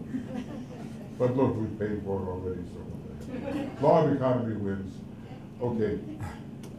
So please come back at 1:30. You just have to walk through the wall. You know, pass Marai, you can just do that. And we continue. And look, if you feel, for any reason, that you might be more stable downstairs, or actually learning more that is of relevance, then we're happy to speak to an empty room. No problem. Be a relief, actually. Okay, lunch. We know how to do that. It's just one click downward instead of 2 clicks. 2 clicks puts you on taking pictures of still shots. Good to go. Good to go. Thank you.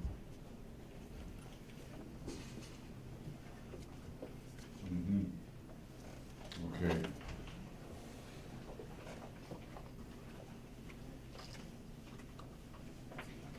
So the idea was that we draw. Of course, after a lunch like that, it's a little hard to project. It was quite good, and you know, you need a little bit of thrust and rocket thrust, what do they say, to get off the ground. I'm afraid we might have some wilting Antahkaranas here. I think mine is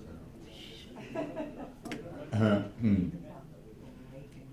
It can happen. All right. So, let's look at the words of power. I assert the fact of what? What is it all about? Just telling people how it is, or what? What is it intrinsic in a word of power?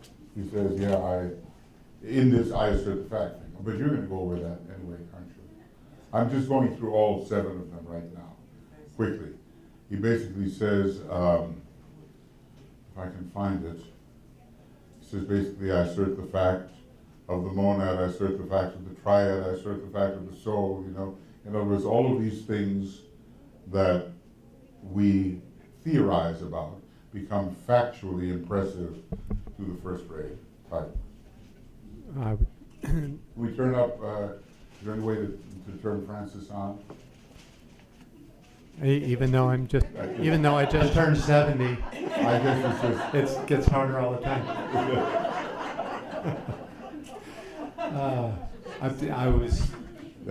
My point is that there is an energetic and a geometry that is, of course, hidden to us. But if your third eye was open and you were able to, and you said any of these 7, you would see a specific form that would have a penetrating quality that would project in the area that you intended to project. It's not just the words. In fact, it's probably the last thing in line is the actual words. But that's what we have to start with to initiate this. Right. I'm trying to, for some reason I'm not finding it, but he did basically say that it's all about asserting the reality of the higher aspects of your nature and feeling them, experiencing them directly. So, you know, to how many of us is the soul even a reality? You know, in other words, it's so much a part of our life that we know when it comes, when it goes, when we feel it, when we don't. What about the triad? What about the monad? You know, but this is factual. Okay, And for some reason, I'm not finding what I'm looking for. What else is new, you know? I'm just not, what, did someone make a joke? Okay. I mean, here it is. Hey, found it. Okay, the meaning of the word of power to be used at this point of the accomplished projection might be summed up in the words, unless, you know, he has these other words that you can't pronounce. But I assert the fact, this is the nearest form I can give you for the word form mentioned earlier, like something like that. A deep reflection on these words will show that if uttered with an understanding of their meaning, they are of terrific potency. The disciple who utters them assumes and then asserts, the spirit of Triad is a fact. The relation between the fused and blended personality and the soul is a fact. The Antahkarana is also a fact. The dual expression of the basic duality of manifestation, personality or form, and monad or spirit is a fact. The will of the monad is a factor to be evolved. The knowing, purposeful one can be depended upon to contact the instrument of its will upon the physical plane. The work is done.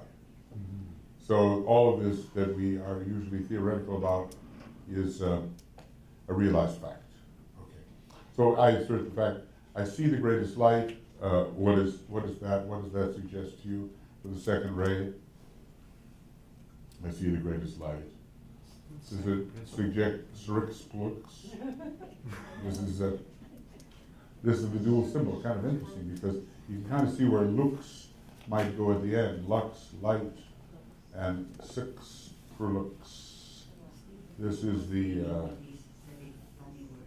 it's not probably, he's just trying to tell us and show us that these words would be to us at this time useless, really.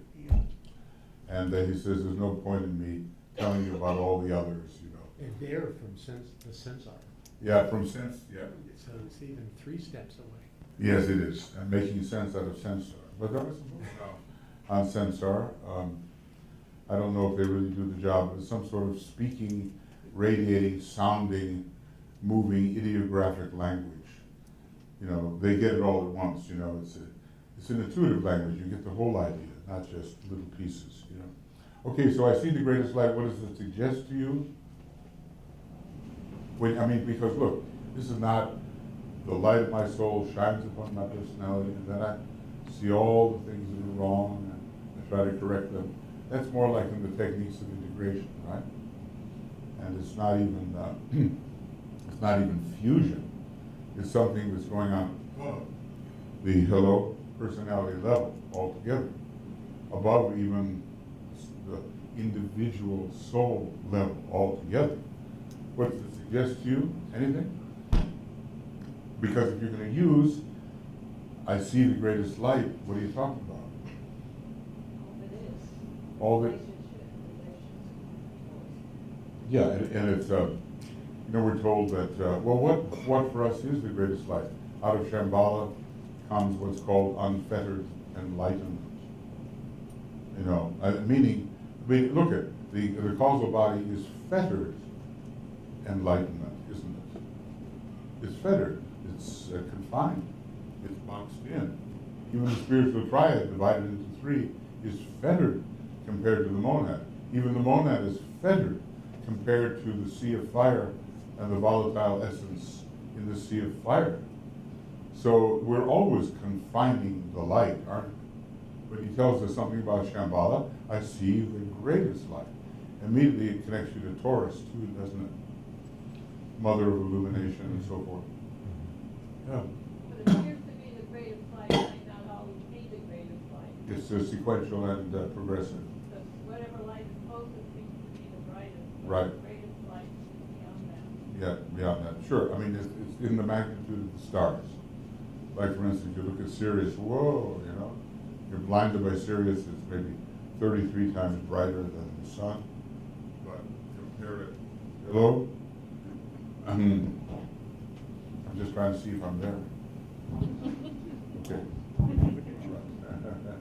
But compare it to Alnilama Nintaka, the belt of Orion. like those, and compare it to Antares, or one of those stars that are thousands of times brighter than the sun. How much? What is it in Starry Night, Nicholas? Some of them are what? 100,000 times brighter? I don't know. 1,000 times brighter. Very bright. Very much brighter. Very, very much brighter. But they don't look it because they're not near enough to look at it. So where do we go? She's inviting me to cosmic plane. Okay. All right. We got to get up there to the cosmic plane. All right.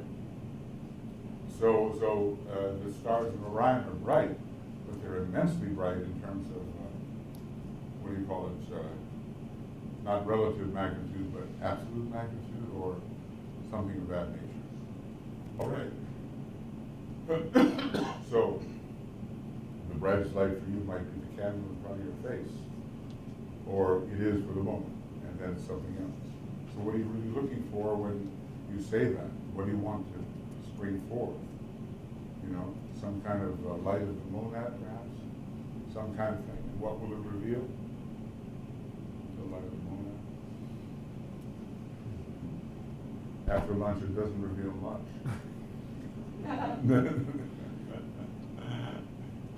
But, you know, perhaps on a higher plane, and you're very close to that plane, you'll see more. And just think of the light that pours through the one fundamental school of occultism in Shambhala. I mean, not the entirety of Shambhala, but it's immense. It takes 4 global universities to contain it, sort of. And then connected with the global universities are all of these schools, you know, and that's the greatest light is huge compared to the enfetterment, whatever there is. When you put it in a university, you put it in a school, it gets more and more grid. So you're asking for the mother of illumination to really throw light upon everything you can possibly see. You're asking for the light of your monad, aren't you? Really. I see the greatest light, aren't you? Okay, then purpose itself, am I, for the third ray souls? I don't know if we have, maybe Frida, you think of yourself as third ray soul? Oh, you're going back and forth now. Okay, it's quite okay. We have to experiment in many ways, right? Okay, so, purpose itself, am I? And it sounds very Ray 1 in a way, doesn't it? But it means I am the plan, doesn't it, really? Something like that. In other words, I am the arrangement by which this great light of the purpose works itself out in terms of the divine plan. So this is my arrangement, the urge to formulate a plan. The third method of soul control. Obviously, we could read all this, but we did this last time. You remember how we did this a year ago? Right. Okay. Purpose itself, am I? And then he doesn't always. So basically, you are the plan. What you are and your arrangement of energies and how you're to express your will, you are the divine plan, or an aspect of it. So how will you? Yeah, you would say. Third, yeah, that's third ray. Yeah, it is third ray. It is the third ray. For the third ray soul, right? Most of us are not on the third ray soul, not so many of us here. Okay, I assert the fact, I see the greatest light, purpose itself by, and then he doesn't say anything, not much. 2 merge with 1. That's a tricky little statement for the fourth ray soul. I'll just say this. 2 don't make 1, the 1 already is. 2 just merge with it. So does that make sense? In other words, the 1 is already there. And so the opposites merge with the 1 that is already there. Not that you combine them and somehow they make 1. So the great pairs of opposites are seen to be aspects of one wholeness which pre-exists the merging. Does that make sense? I mean, the 1 is already there. You don't have to make it. It's already there. All right, 3 minds unite. Which 3 minds? What are you trying to do here? Are you trying only to blend the concrete mind, son of mind, and abstract mind here? Is that what we're trying to do? Or are we trying to do more? Right, we're trying to do more. What are we trying to do, Elena? Our peace working in my Okay. heart, in the flow of soul. Okay, I'm politely asked to continue, so I will. All right, so we basically, that's all about uniting the concrete mind with the abstract mind with the atmic mind, the lowest level of universal mind. Really, there are 5. We worked with a psychologist, some of you remember him, he only died recently at a very advanced stage, Robert Girard, and he used to say 5 minds unite. You know, that was his way of dealing with this particular thing. Well, what's the use of having all these minds unite?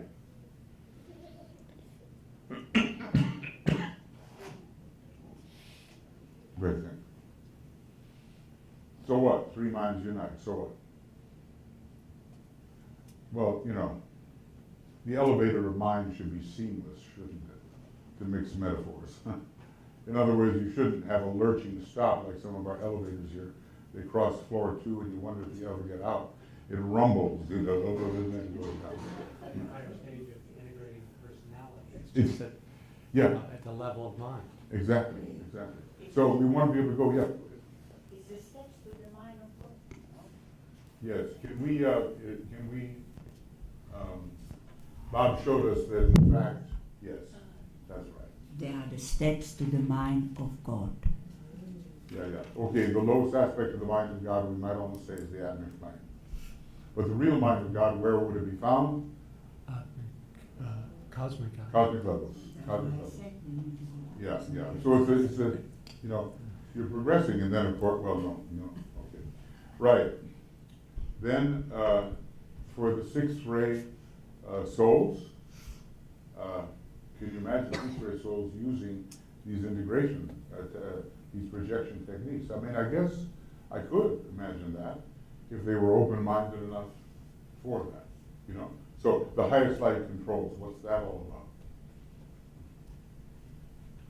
He's not saying much, you know, he's letting us work these things out ourselves.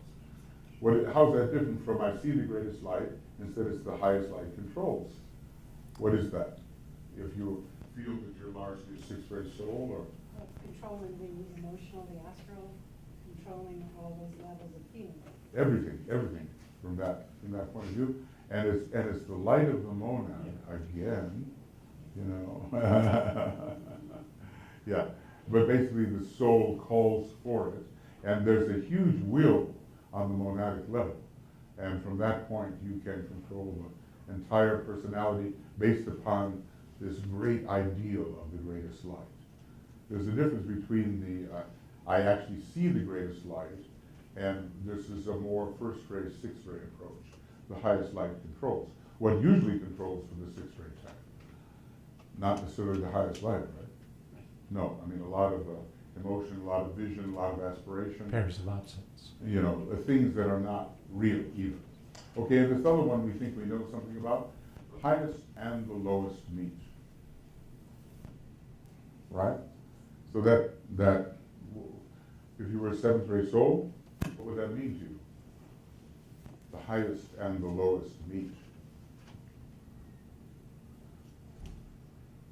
It's the enlightenment of spirit and matter. Yes, finally, in fact, spirit and matter, which are aspects of the same thing, do meet on the altar, you know.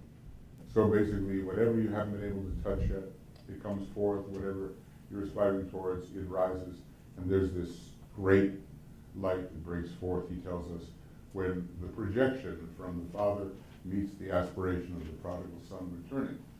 Yeah. It seems to me that the universal mind is everywhere. All minds are an aspect of universal mind. But all of these kind of lead to a progression of uniting the mind into finally the highest and the lowest needs. So all the Yes, different sir. aspects of self are meeting. And maybe even more than the mind, huh? When we talk about the highest and the lowest meaning, right? So, in other words, it is really spirit and matter, and the higher mind and lower mind, and higher love and lower love, and so forth. It puts it all together into an integration. So, let's, Can I make just Go ahead, please, one go ahead. point? that when we're talking about Antahkarana to the monad, the highest, the monad is anchored in the base of spine. The lowest and highest meet, the crown and the base on the highest and lowest. It's like a bit like saying Uranus and Pluto meet. Pluto rules the base of the spine. Uranus rules the entire head center at a certain point. Purpose, and they at the fifth initiation they do meet. But okay, so let's have a little meditation. This will be a chance to catch a quick few winks. I intend to use it that way, and if I'm talking, I'm simply chanting some. Okay. We're just going to briefly go into these things, and then I'll tell you what, I might just ask you to talk about it just a little bit, and I might ask maybe Nicholas. There's nothing like that. It does wake you up after lunch when your name is called, and to take one of the groups, and then I can ask Dwayne, but not immediately. Dwayne has a an appointment on another plane, and then I won't interrupt that. And then all right, so here we go.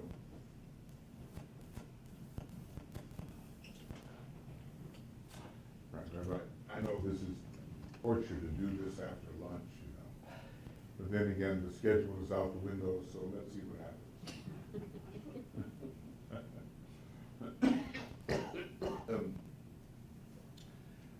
Okay.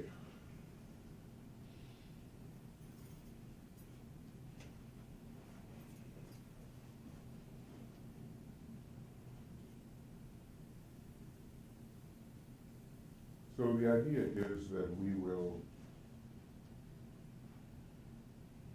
focus in the mind, that part of it that we have some control over, and we'll focus on the highest level of our usual mental capacity, which would be the fourth level, where the mental unit is found in sort of the center of the personality.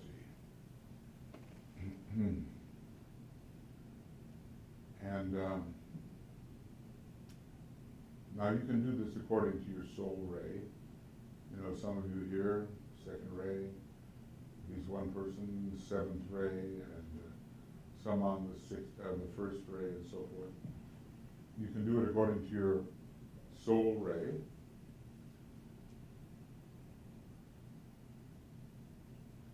But we imagine that we really have control over our mind. We can really make it do what it's supposed to do.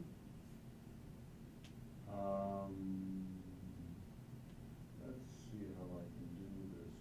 It doesn't make any sense to, let's see, Justin, I'm sure that I'm not missing. Is that correct? Not that I don't like the backs of your heads, I think they're very interesting. But for the sake of, I'm sorry. So, and that big one, is that okay? Is there a way to do that? Yeah. Oh, I wouldn't ask. Are we good? Yeah. Good enough. Good enough. Thank you. So here we are focusing where we can think.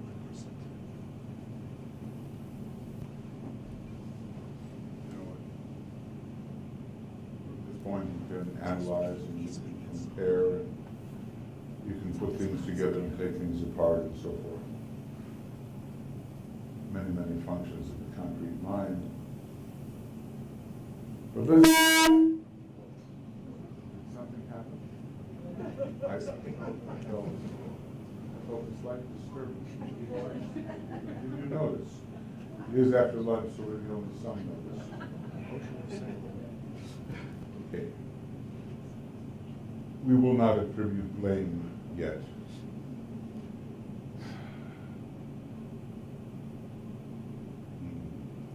So, imagine that you are pulling up vitality and aspiration, imagination. Imagine that you're drawing that up, the resources of the personality, towards your pool of accumulated energies on the mental plane. That's what you are doing. You're retaining energies upon the mental plane.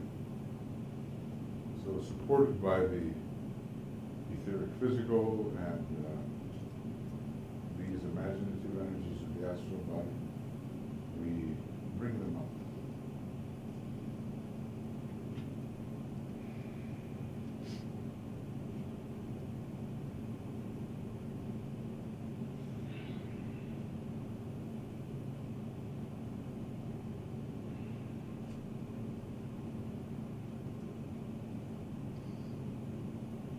Now, there are more retained energies in the area of the mental unit from which this projection will occur. Now, imagine that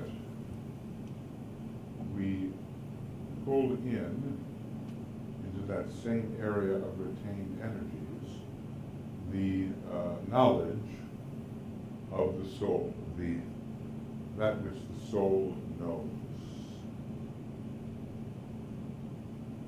the light of the soul, the light of knowledge of the soul.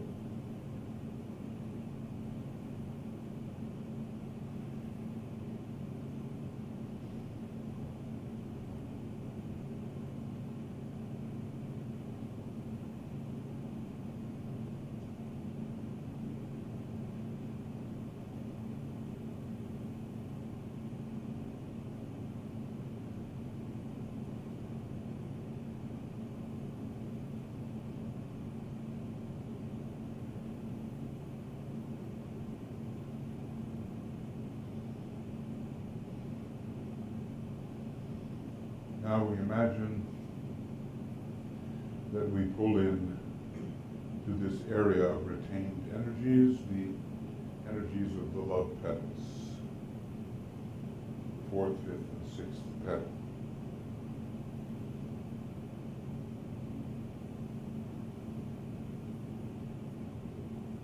This is where the reflective or reflexive consciousness begins to appear.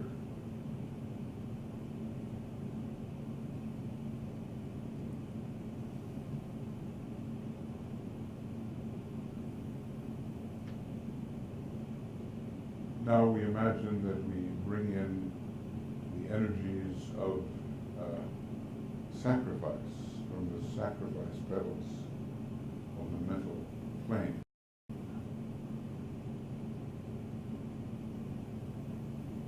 All of these are retained on the fourth level of the mental plane.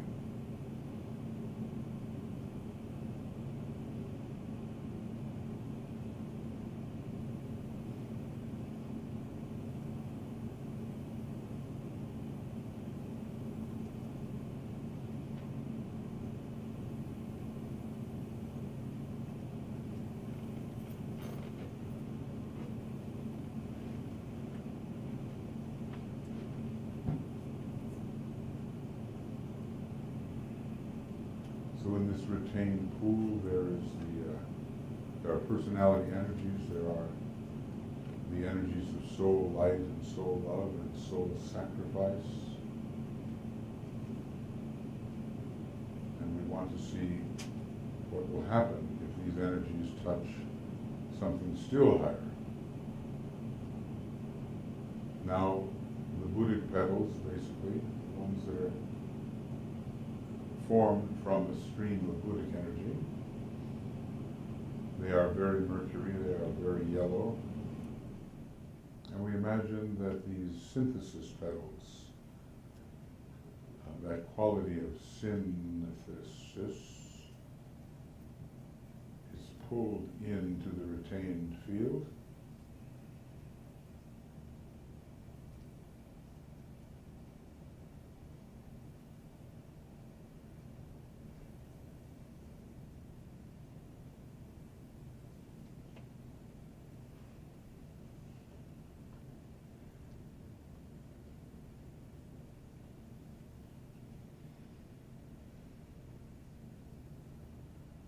And now we take another step, and the projection of the monad is the jewel in the lotus.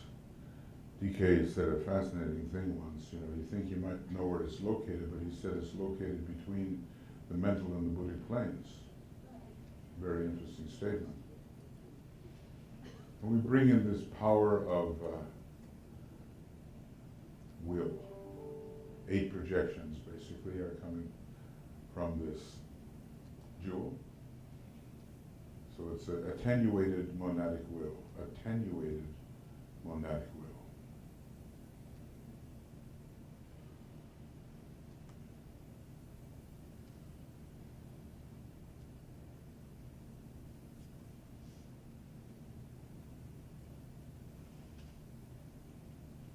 And now you are ready to imagine these points of organization called the permanent atoms of the spiritual triad. You imagine the vehicles which will one day be established around them, even if they are not quite yet thus established.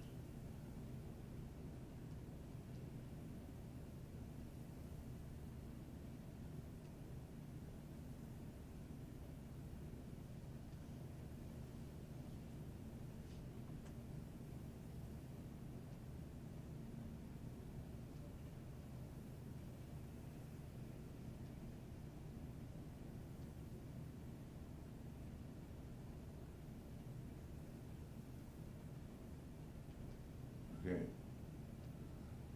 Now here are all these retained energies. And you're going to imagine from the base of the personality, and especially passing through the astral plane,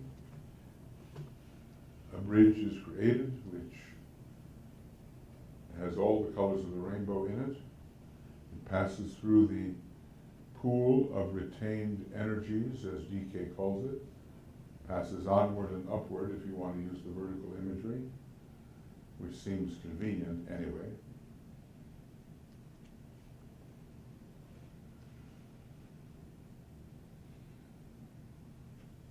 And we can even imagine that bridge reaching to the permanent atoms of the triad, even though it doesn't initially do so, and to the monad, even though it does not initially do so.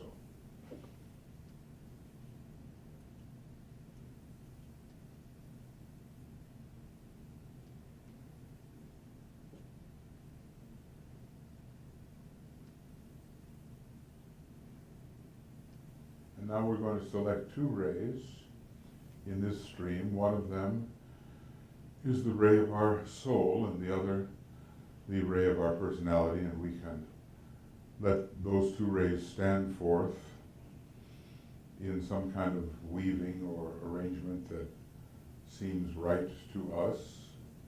You know how it goes. We can use ray 1 red, ray 2 indigo, ray 3 green, ray 4 yellow, ray 5 orange, ray 6 silvery rose, sometimes light blue, ray 7 violet.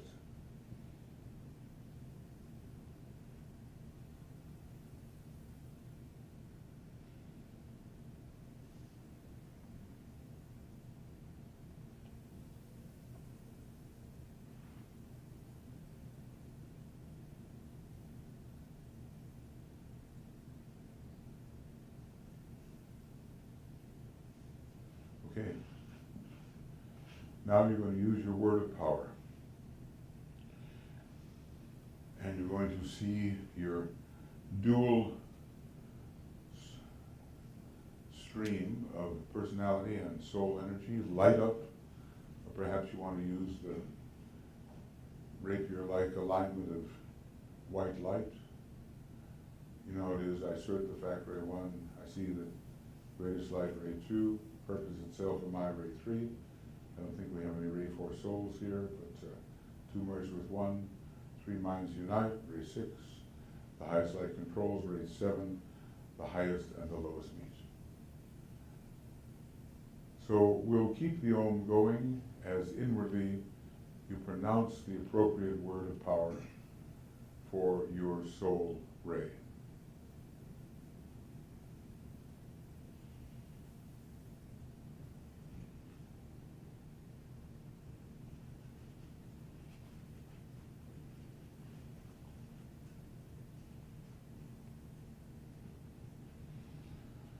I'll use one note to synthesize them all, but if you were doing this alone, you would use a note appropriate to your soul ray.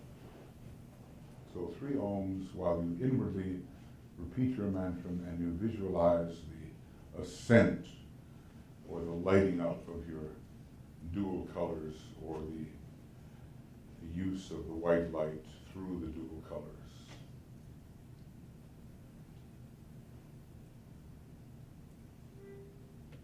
Pay close attention to what may happen.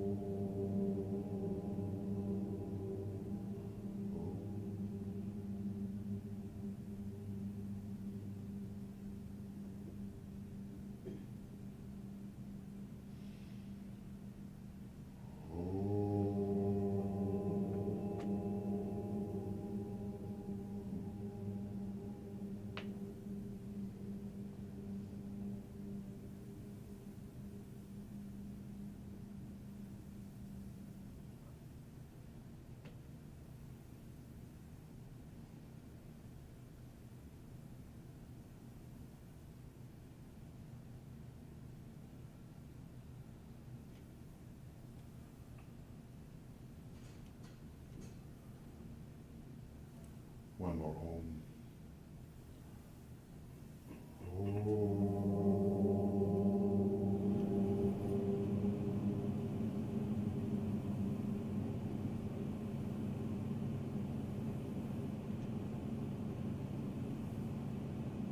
And wait for the response.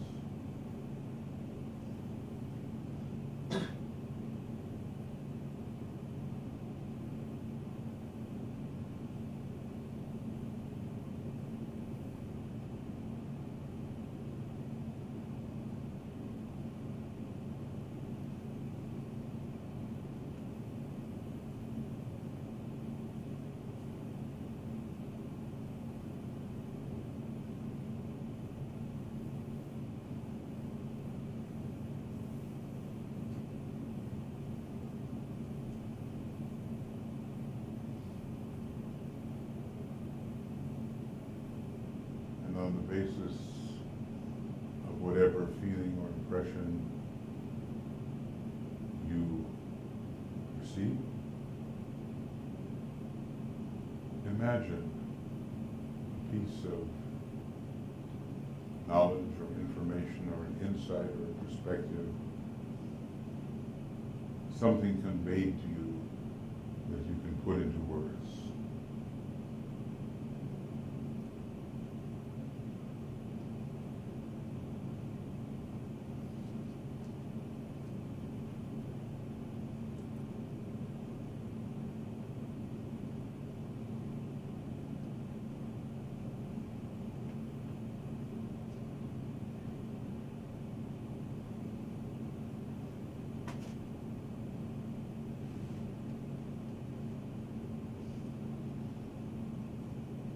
What insight may have come to you?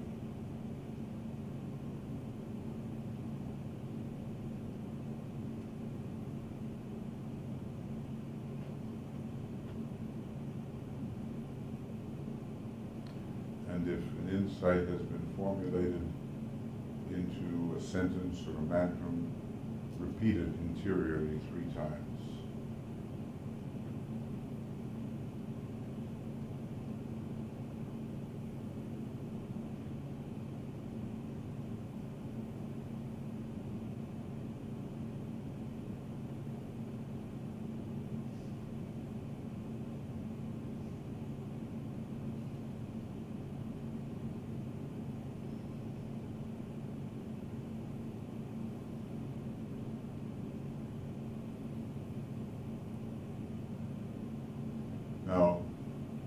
the idea is that through the right use and consistent use of the appropriate word of power, some energy, some thought, some realization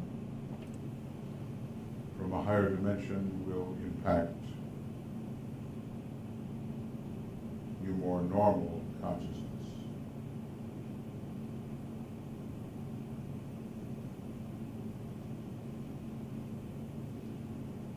And in a way, it's a very Gemini thing, it's a very Mercury thing. You send up an invocation and an evocation results, and it can change your life process. So reconfirm for yourself the direction of the content of the returning stream.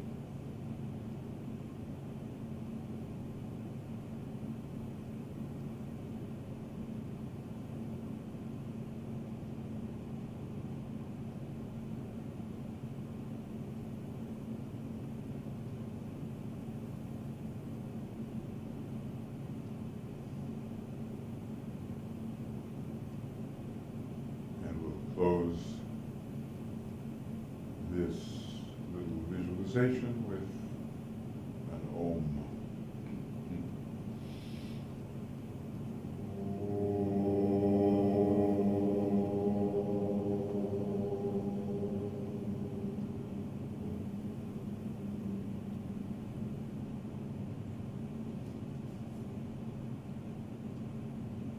Now, if you really touched the spiritual triad in any way, or something beyond, the responding stream is not going to be about your personal life.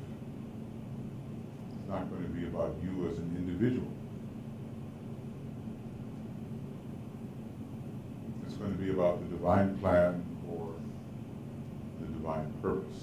We have to learn to think in bigger terms. So what I'd like to ask you to do for just maybe, not a long time, we spent quite a bit of time earlier reviewing, but just get into 3 groups. And here, Nicholas, can I request your assistance as you, well, I'm requesting it anyway. And Francis and Elena, just get into, let's make the 3 groups and just, no, it's subtle work. You know, it is, arcane school teaches you all these things, and what you learn is that you may not even be able to put words to it at first.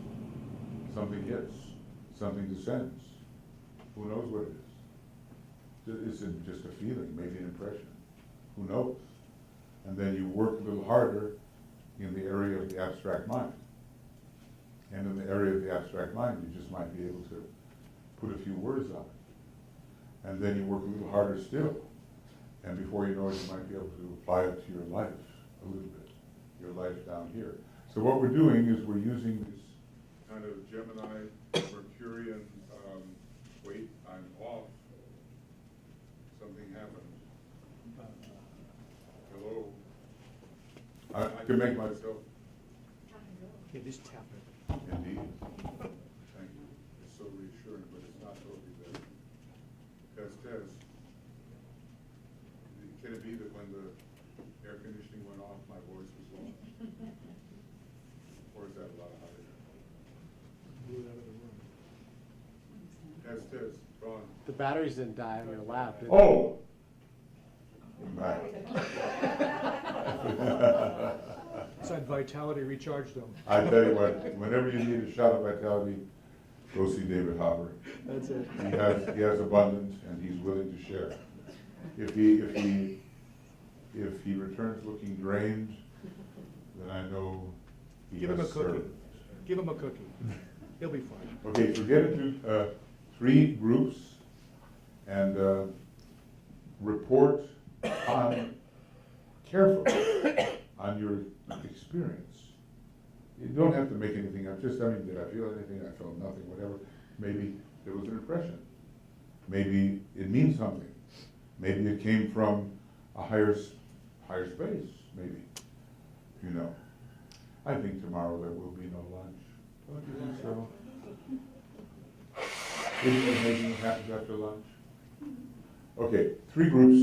Thank you. 3 groups. You don't have to have the same group. Here. Okay, 3 groups.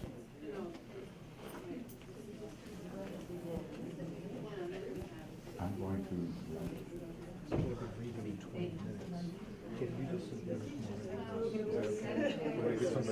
Recording? Yeah, just the recording. It's basically just letting it roll. It's really good. You just tap it rather than everything as it's all. This is stuff,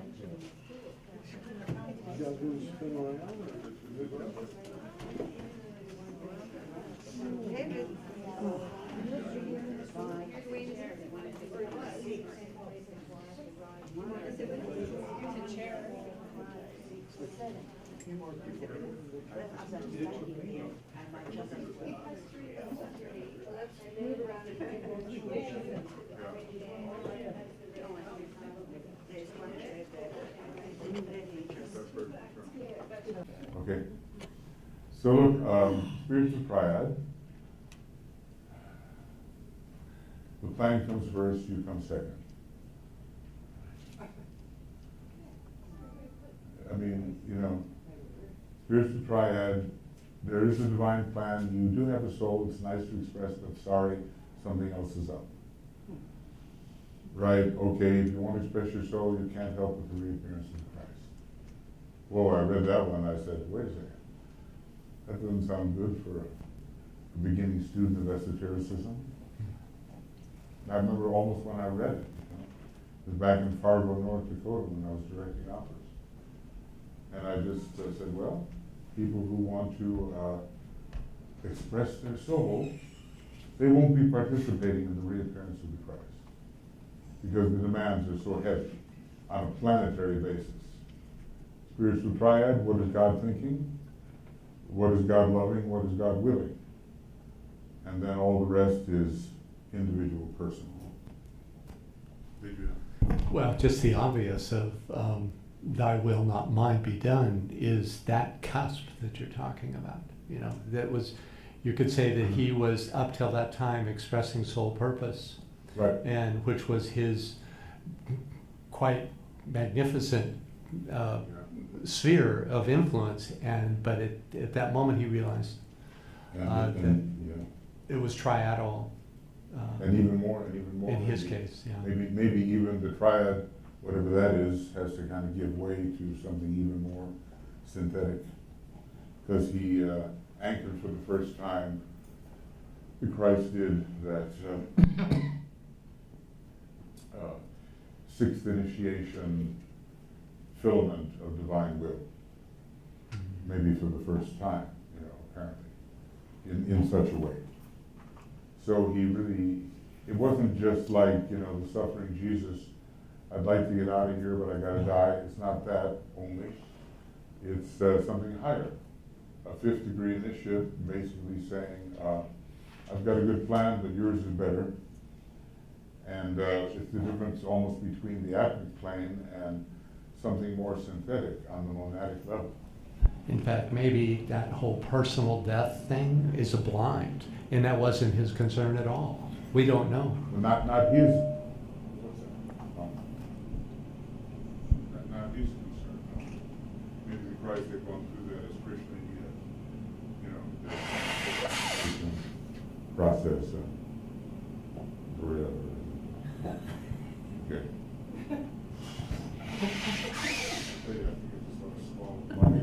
Be done with it. Okay. So basically, things are getting more impersonal all the time, and if we tend to, I don't know why this is happening, but if we tend to care a whole lot. First of all, we tend to care about our personality quite a bit, and we're just monitoring it all the time. And he says, never for a moment do you forget yourself, he says. Take your eyes off your personal self. And then, what is going on here? There's the whole question of soul. Why is that? blame someone. Who do I blame? You can blame me, it's fine. I- Is there an EQ on his mic at all? Well, I think it's better if I turn your mics off while Michael's talking, so it's not getting picked up from other stuff. Prepare for So- silence. So I'll just be on check anytime you guys need to speak. Okay, does that help a little bit? Okay. I'm gonna grow accustomed to it and kind of like it, you know. So, all right, so it gets more impersonal all the time. It is still getting that whistle. That's interesting. If I'm here now, there's nothing. Is it true that there's nothing here? Oh, now it's sounding. Okay. Yes, that's good, Francis. Get in there and mess up what you can. Is there an EQ on his mic? So he's 2. But it's more remote all the time. Gain. And we see ourselves That's just gonna turn from a back. greater distance all the time. And we care less and less about the things we cared a lot about. You know, that's the whole thing. There's I only mean, 2. after a while, it's just not yourself at all, is it? You know, because it's hard to give up a self, but when you abstract sufficiently, and your self is, thank you, when your self is centered somewhere else, then you can give up what's no longer a self. You know, it's easy. You just, Master Mori says, well, if you want to die, it should have the same attitude as you would if you cut a hair. Sort of a first ray abstracted attitude, isn't it? I thought to myself, yeah, I know I'm not good work, Francis. You know. I told you I'd add my nephew. You're living up to expectations. But be good, or I'm going to get back there and mess up. Okay, that could be the end. So anyway, we learned the word is pre-sinned. It's a philosophical term. It just means to constantly stand back. Prescinde, something like that. And you're back and back and back and back and back until things become totally inconsequential, even the universe. There's only one speaker. Even the universe becomes an infinitesimal. It really teaches humility. It's amazing, you know, no accumulation amounts to a thing. You know, it's all the same. Just compare anything with absolute infinity, you've got next to nothing. So, you know, it kind of reduces things to where they belong. But that's another subject. Anyway, to be practical about it, the things we cared about become less and less. And we come into a planetary consciousness.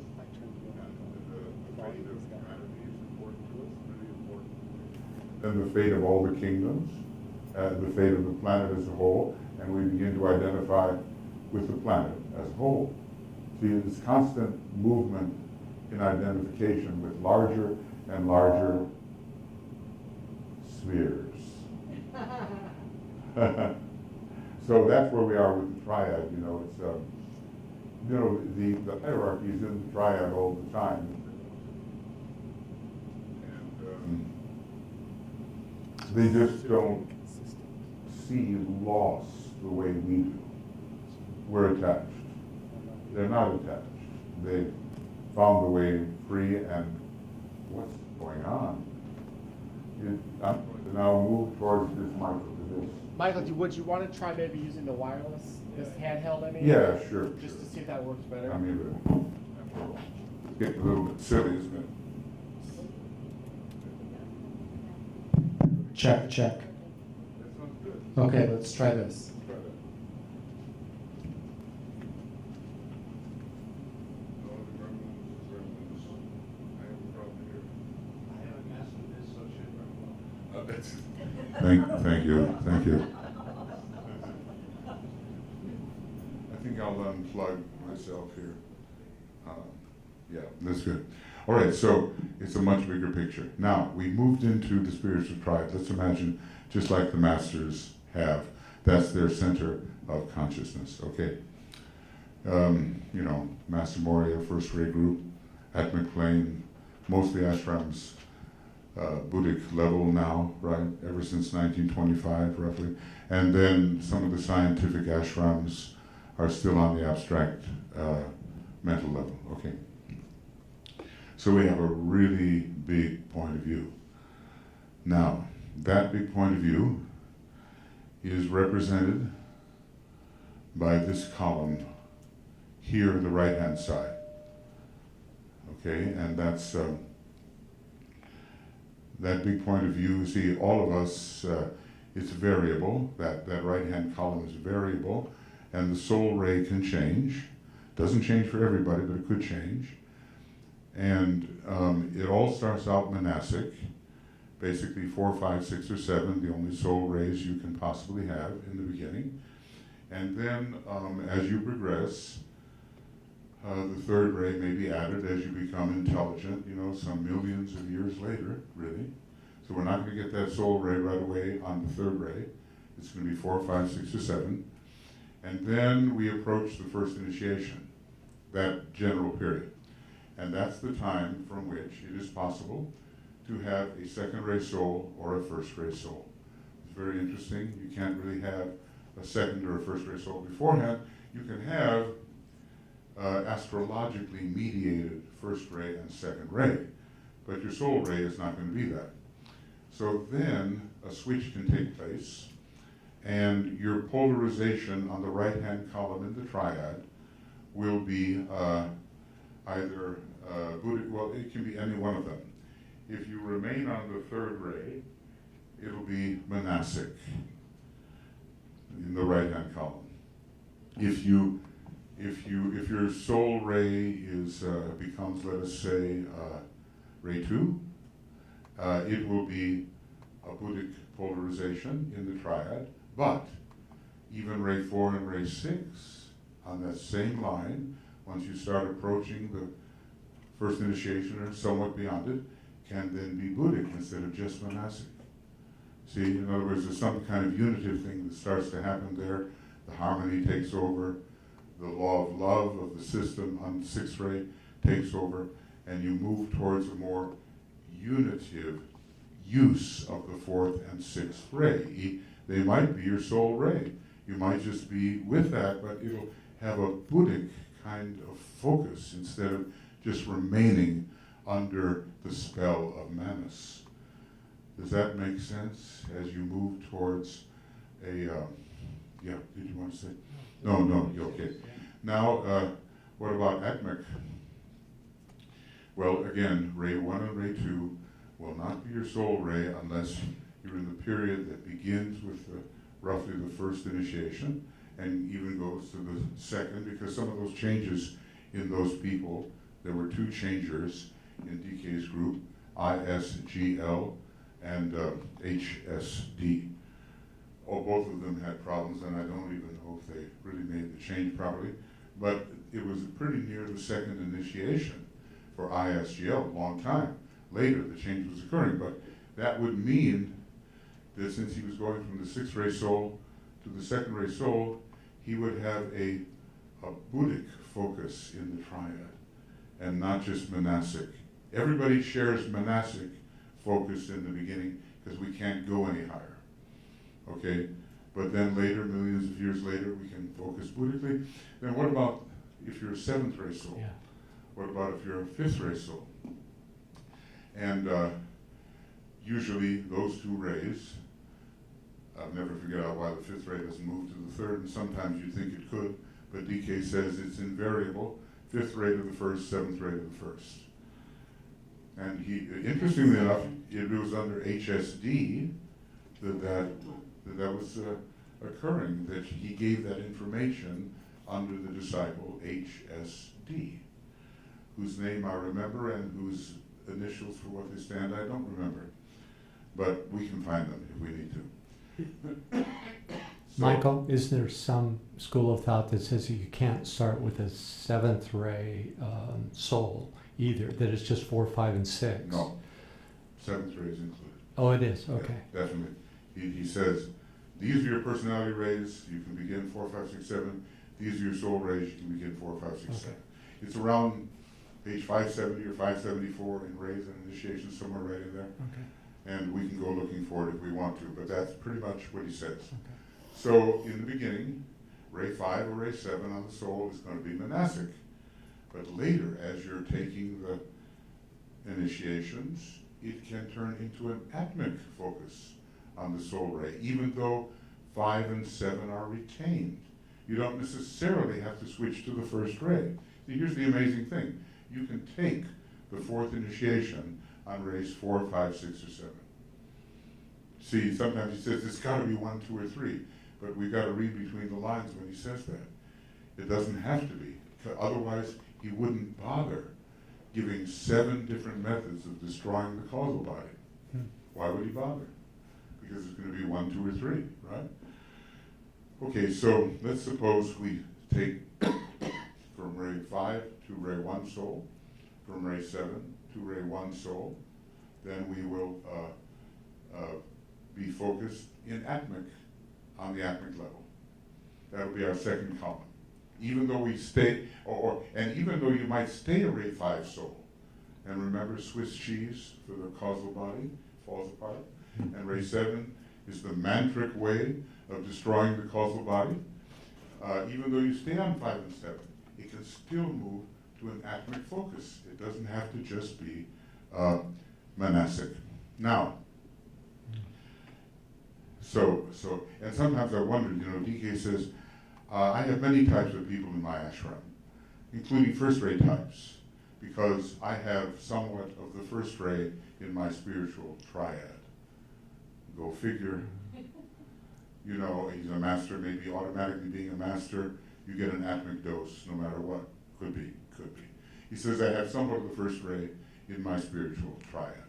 And then DK's pretty tough, he's that nice second ray master tells you to whip yourself into shape and get going. He uses the word whip quite a bit, So that's second ray for you. But he's got other things going, And probably we're not to the point where we kind of want to whip ourselves into shape, but we'll probably have to get there. He was a very zealous master. The joke is he broke his nose on a door because he was so zealous. Someone knows about that. Robert, yeah. I mean, he ran right into the door because he was so zealous. I think it was a beam. Beam over the door, yeah. Must be tall. I mean, what? I said he must be tall. He's 6'2", something like that, the story goes. Master Warrior is 6'6", and the man who's 6'9". Well, you should see the basketball games. It's amazing. I hear they're undefeated. They just leap through the air, Yeah. Okay, so now, that is, I don't want to get too recondite here, this is the second column, and changes in the second column affect your soul ray. It's almost like everything's directed from the monad.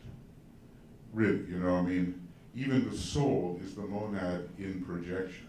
The triad is the monad in projection. The monad is the monad, but it's the planetary logos in projection. So we've got to learn how to ascend into the higher areas without breaking the link. It's always there. So what causes this change? And it's probably from the inner center of the being that, it's time now to have a different ray in order to fulfill your function and so forth. So what I'm going to do is I'm going to go over here. I don't really have the proper thing to show you, but this is good enough in a way. So even though these are planetary logi, these triangles, you can think of them as 7 monadic circles. And you'll find that in Letters on Occult Meditation, where he talks about the 7 circles on the monadic plane, and they each have different types, okay? Can it be, I just asked, that in the beginning, it's also only possible have monadic subrays on, or secondary on 4, 5, 6, and 7. Could it be? And that later, when it's possible to switch, because the masters are always switching when Antahkarana tells them to, or for some kind of purpose, on the subray they can switch around. Not a problem. So I'm calling all of these 7 circles, triangles, I'm calling them sub-influences, even though it's the monadic plane. And I'm saying that that's the first thing you encounter monadically. If you begin to feel around the third initiation or beyond that hey, something else is at work here, that's probably the first thing you're encountering. And remember, basically what I said was that each one of these major or primary monadic sources has 7 possibilities under it. Now the Christ would obviously himself be such a strong 2 on the logoic plane that it would go to 2 on the monadic plane. And you know, he's becoming a ray of love. He's becoming a pure ray of love. He's on the ray path. And that's what he'll be doing for quite a while until he goes eventually to Sirius. That's an amazing thought. It says whatever the Christ does in the meantime, he will eventually return to Sirius. The Buddha was supposed to go to Sirius, but his choice to stay with humanity, what's the word? It deviated, it changed his path. We don't know what it will be right now, but that's not his line particularly. He is, you know, for a third-ray monad, he's definitely a third-ray monad. It tells you in Cosmic Fire that he and 9 other beings can put in 3 simultaneous independent appearances, and only third-ray monads can do that. And second-ray monads can put in 2 simultaneous independent appearances. And he didn't say anything about Ray 1, but if you continue to follow the trend, the Ray 1 monad is where they're at. You know? So they're not. That's just simultaneous with the bodies. They're like independent beings. That's Yes. an incredible idea, you know, that they're like different beings altogether, and yet it's the same being. So Yes. there you start to get into Buddhist emanative theory, and you know, it's really quite interesting. But anyway, he did give the Buddha's ray away, and he said basically that the seeds of the earlier solar system ripened in the Buddha. The seeds of the earlier solar system. So, you begin to think that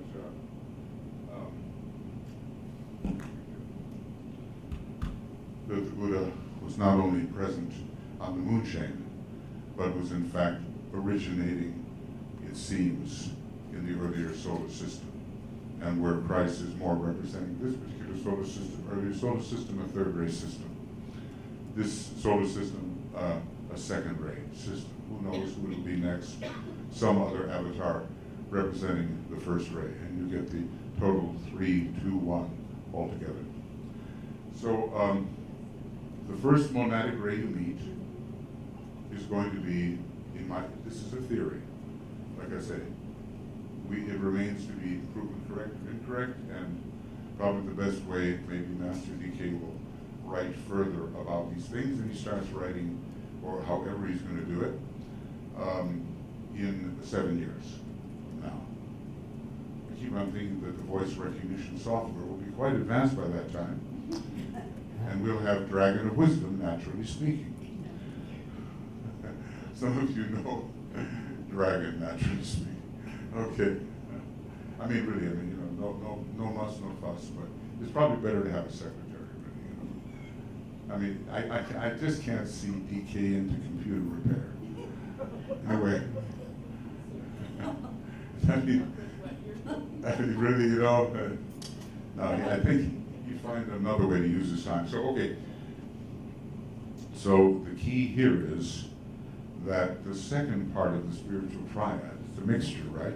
Remember, the soul is a mixture of solar angelic influence and your own monadic influence.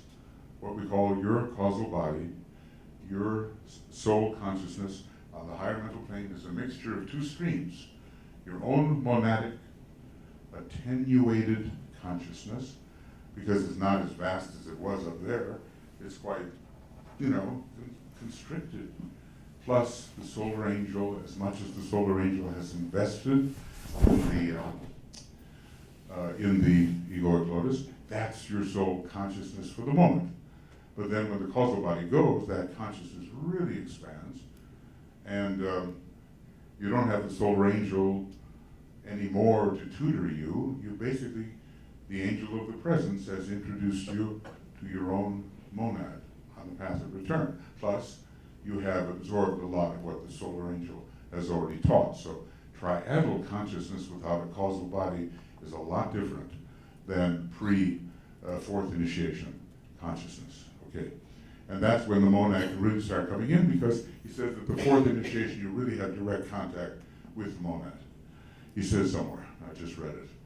Okay, now, so on the left-hand column here comes a combination, and it doesn't change much. I don't know if it changes at all. First ray monads will have atmic on the left-hand side. Second ray monads would it? Third ray monads monastic. Well, okay, but, the but. Basically, you're looking up here, and this is the major 1, 2, 3. So, but you're going to contact your monadic ray before you're liberated into the logoic plane. Seventh initiation, sea of fire, all that kind of thing. That's not right away, and yet it is somehow very influential. So you're contacting a subray first of your monadic ray, and at a certain stage of evolution, it can be any one of the 7. But behind it is the primary ray of the monad. 1, 2, or 3 on the logoic plane. This is a theory, okay? Presently, a theory. Because it looks like the tree of life, 3 above the 7, and variability reigns on the monadic plane, but not so much on the logoic plane. That's where you're really 1, 2, 3 without switching around on subrays. He told us just on the page before, 176, that the masters choose different rays according to Sanat Kumar's instructions or according to their own need. It's obvious. Look at someone like St. Paul again, like Master Hilarion. He's got ray 5 over here on the monadic plane, but probably ray 1. In other words, that 5, which directs the entire 5th ray ashram, is really a subray of the first ray, primary monad. Okay, and sometimes Leadbeater says some strange things about Master KH and D and Moria changing monadic rays and all that. Maybe he knows something about this. I don't know. So anyway, what causes this? I'd say the basic 1, 2, 3 is all about the 3 major ones. But somehow you contact a monadic subray, and that qualifies the way the 1, 2, or 3 would work. Okay, now, why do I say it's important? Because he tells us that different masters tend to take different paths on the way of higher evolution. Why would that be? Well, a combination of ray 2 and ray 5 might take you to the path of, what's it called? Second path. Magnetic work.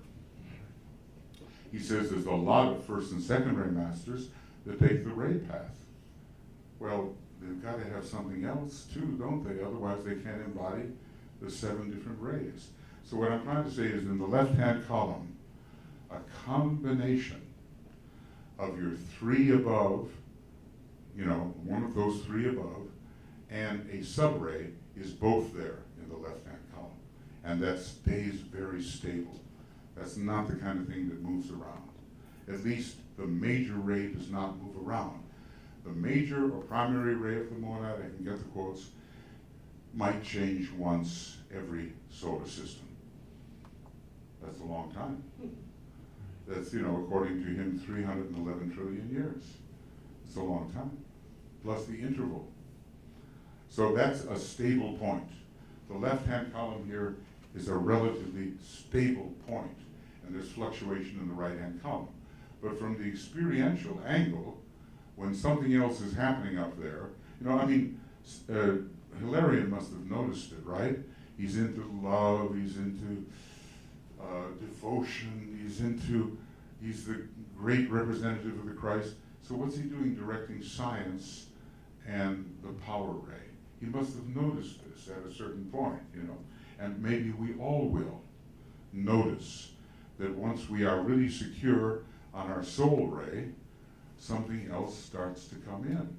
And that's the thing that is very subtle. And that's the thing, we can make all kinds of mistakes and presumptions, and we can think it's this and think it's that. We have to have solid experience with what's coming in and its quality and where does it come from.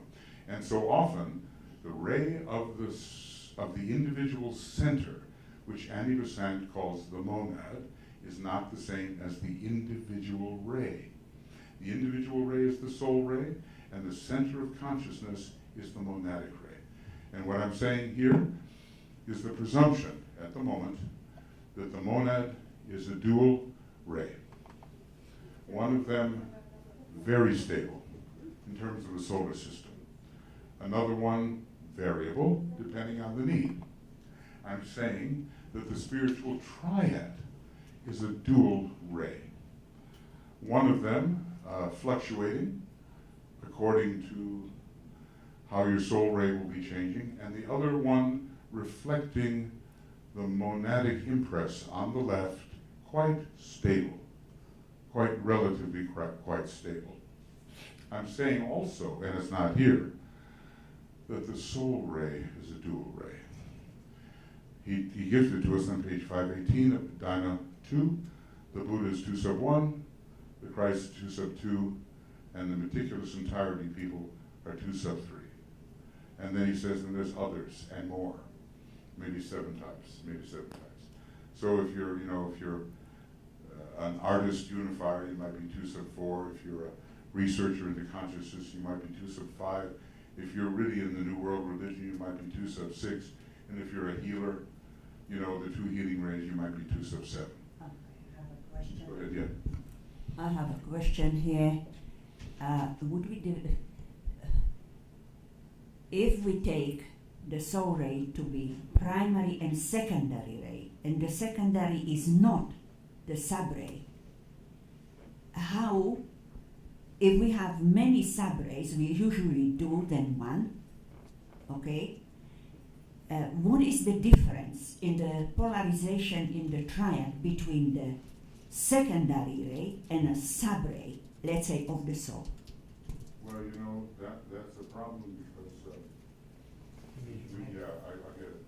We've got to define these two terms so they're really acceptable to us. We need to have the terminology sorted out. Yeah, because, like I said, I'm giving you my take on this, that a subray can occur on different planes than the original. But that a secondary ray, as I'm defining it, would occur on the same plane, and yet it would be subsidiary to the original. In other words, yes, Peter? Oh, Michael, I remember one quote where he said one of the soul rays would be associated with the egoic group, and the other is more individually generated. Yeah, there's something about that as well. There is, and that needs to be researched. But the important thing is not just the theory, but the change of experience that we have when we encounter new areas of our higher energy system. See, otherwise we're just talking words. And if we don't have the energy experience, then it's not as meaningful to us. I mean, how he tells us, look, you're going along and all sudden a new energy comes in. What might this be? Well, this might be the energy of the soul fighting with the energy of your personality. And through the conflict, you're going to recognize a difference. And thus it may go all the way up to the top. And because your way of higher evolution, that we're all going to be traveling at some point, will depend upon your, when you individualized, whether it was the previous solar system, moon chain, Lemuria, or Atlantis. It might relate to that, and it might relate to your monadic ray and rays. See, he said, you know, there's a tendency for third-ray monads to go to Jupiter or something, or Betelgeuse or something like that. But Jupiter first as kind of a training position. I'm almost sure that before you go to Sirius, which 80 or 85% I think of humanity will do, Venus is the first stop. Because Venus is like Sirius in our solar system. And Venus is a place of training, I think, for work on Sirius. You don't just go straight to Sirius. We change to a sacred planet. Doesn't it work the other way around too? That Venus is the step-down transformer for Yeah. Sirian energy. So. Yeah. Yes, Venus has the Sirian connection, and Jupiter, maybe, see, Jupiter is a lot like our sun in many ways. Jupiter maybe is the most representative planet for our particular solar system. But there are 7 solar systems, of which ours is one. And inside our solar system, there's always going to be one planet which is most representative of one of these other 7 solar systems. Now, if we could ever decide exactly which these solar systems are, Nicholas and I worked on this for quite a while, and maybe, you know, different, almost certainly certain of the stars we were thinking of are probably there. And Peter has his own notion about what those 7 solar systems might be, but maybe we're not entirely sure about all of them. They're usually fairly close to the sun, you know. Vega, if it is part of it, is 26 light years or something. And that would be the max, I guess. Sirius is close, Alpha and Beta Centauri are close, and what's the other one? And Altair is close. Procyon is close, yes, Procyon is close. So, you know, finding what those 7 suns are, the 6 others besides ours, is like finding the chakras in our local cosmic logos, of which we are a heart center. See, I mean, it gets a little bit involved, but the point is, for us, what do we experience that's different, higher, better, whatever?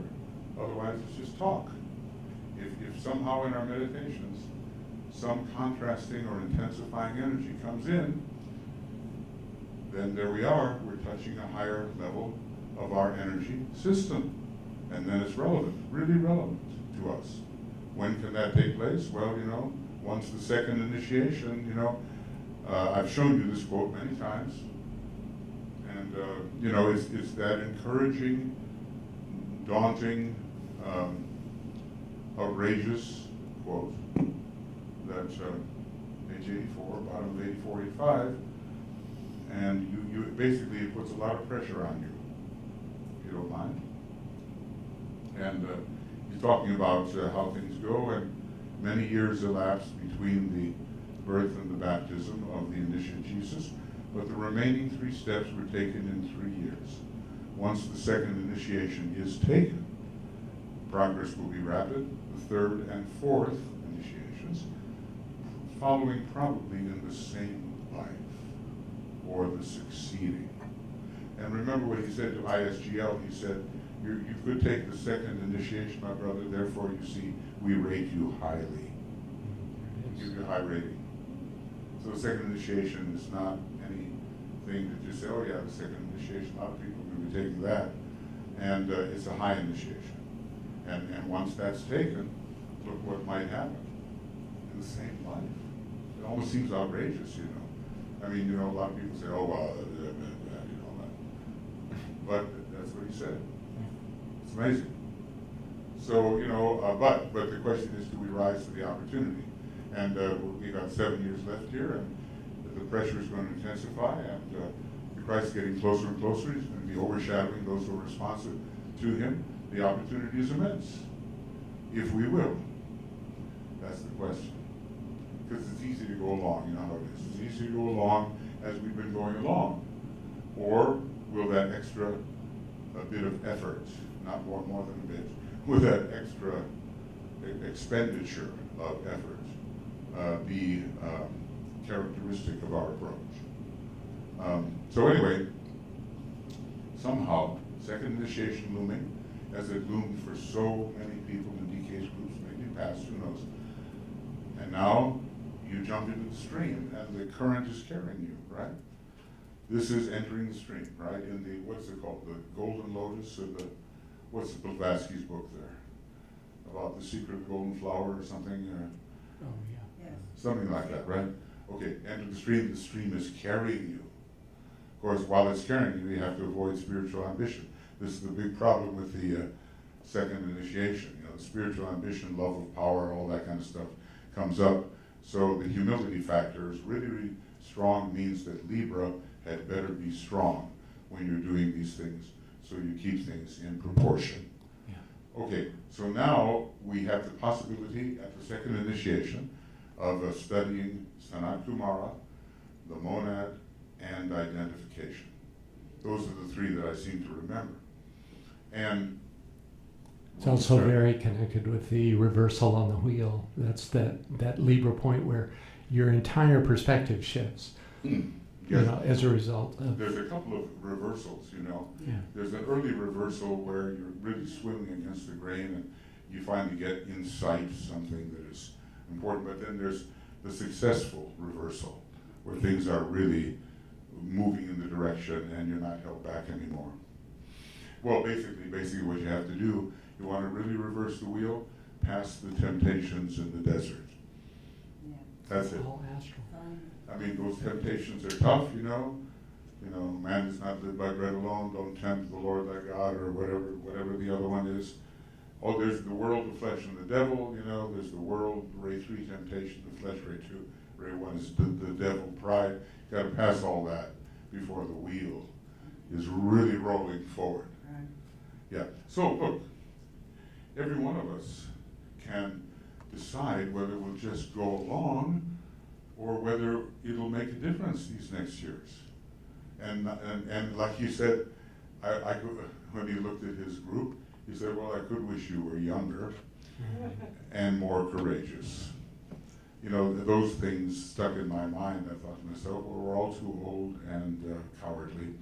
So I thought, you know, we can't change our age, but we can act as if we can get progress done.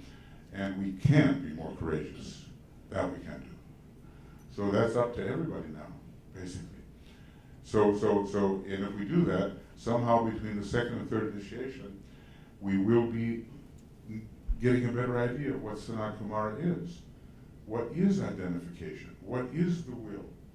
You know, what are these factors? It says you can study these things now and must. And doesn't it make sense? Because you're working on the astral plane. What's the number of the astral plane? 2 and 6, right? What's the number of the monadic plane? 2 and 6. Same, isn't it? Depends on where you come from. 2 down, 6 up. Astral plane, 2 up, 6 down. So the numerical resonance is there. And that's when whatever the monad is can really start to come in. So I don't consider it irrelevant to talk about the monad. You know, say, why are you talking about that? Well, you know, nobody can get it anyway. I said, I don't believe that. I mean, just stop seeing difference and start seeing sameness. However you manage that, according to your ray. Now, you know, I go through all kinds of complexities to see sameness, but other people might just love their way into it or overpower their way into it, or who knows how they get there, but they can get there. Isness is the thing. If I can just be quiet enough to see isness everywhere and be isness everywhere, I'm already in a slight monadic consciousness. You know what I mean? Can you get sort of what I'm saying? I think we can. Okay, so anyway, that's the story of the two columns. The column on the right is correlated with changes in your soul ray, and also where your soul ray is focused at certain points in your evolution. I mean, a ray 4 soul is just going to fight with everybody at an early stage, and later the harmony will come out. In other words, first it's going to be monastic, distinctive, I am I, you are you, let's fight. And the second thing will be harmony. It'll be a more Buddhic focus. It'll still be a ray 4 soul, right? So the second column tells you where in your triad is pulsing. You know, and you know, when I look at myself, I have kind of a third ray monad. I'm on that sort of monastic Buddhic line right there. See, the Buddhic is second ray soul, you know, along the third ray line, and then the third ray monad. But if I looked at it still from a higher perspective, but I don't know enough yet, but I might find that if I was able to receive the primary, it might be Buddhic. It might be on the lower plane Buddhic. Then it would be more Buddhic. But I wouldn't have forgotten all the things I learned on Manas, you see. So you don't forget.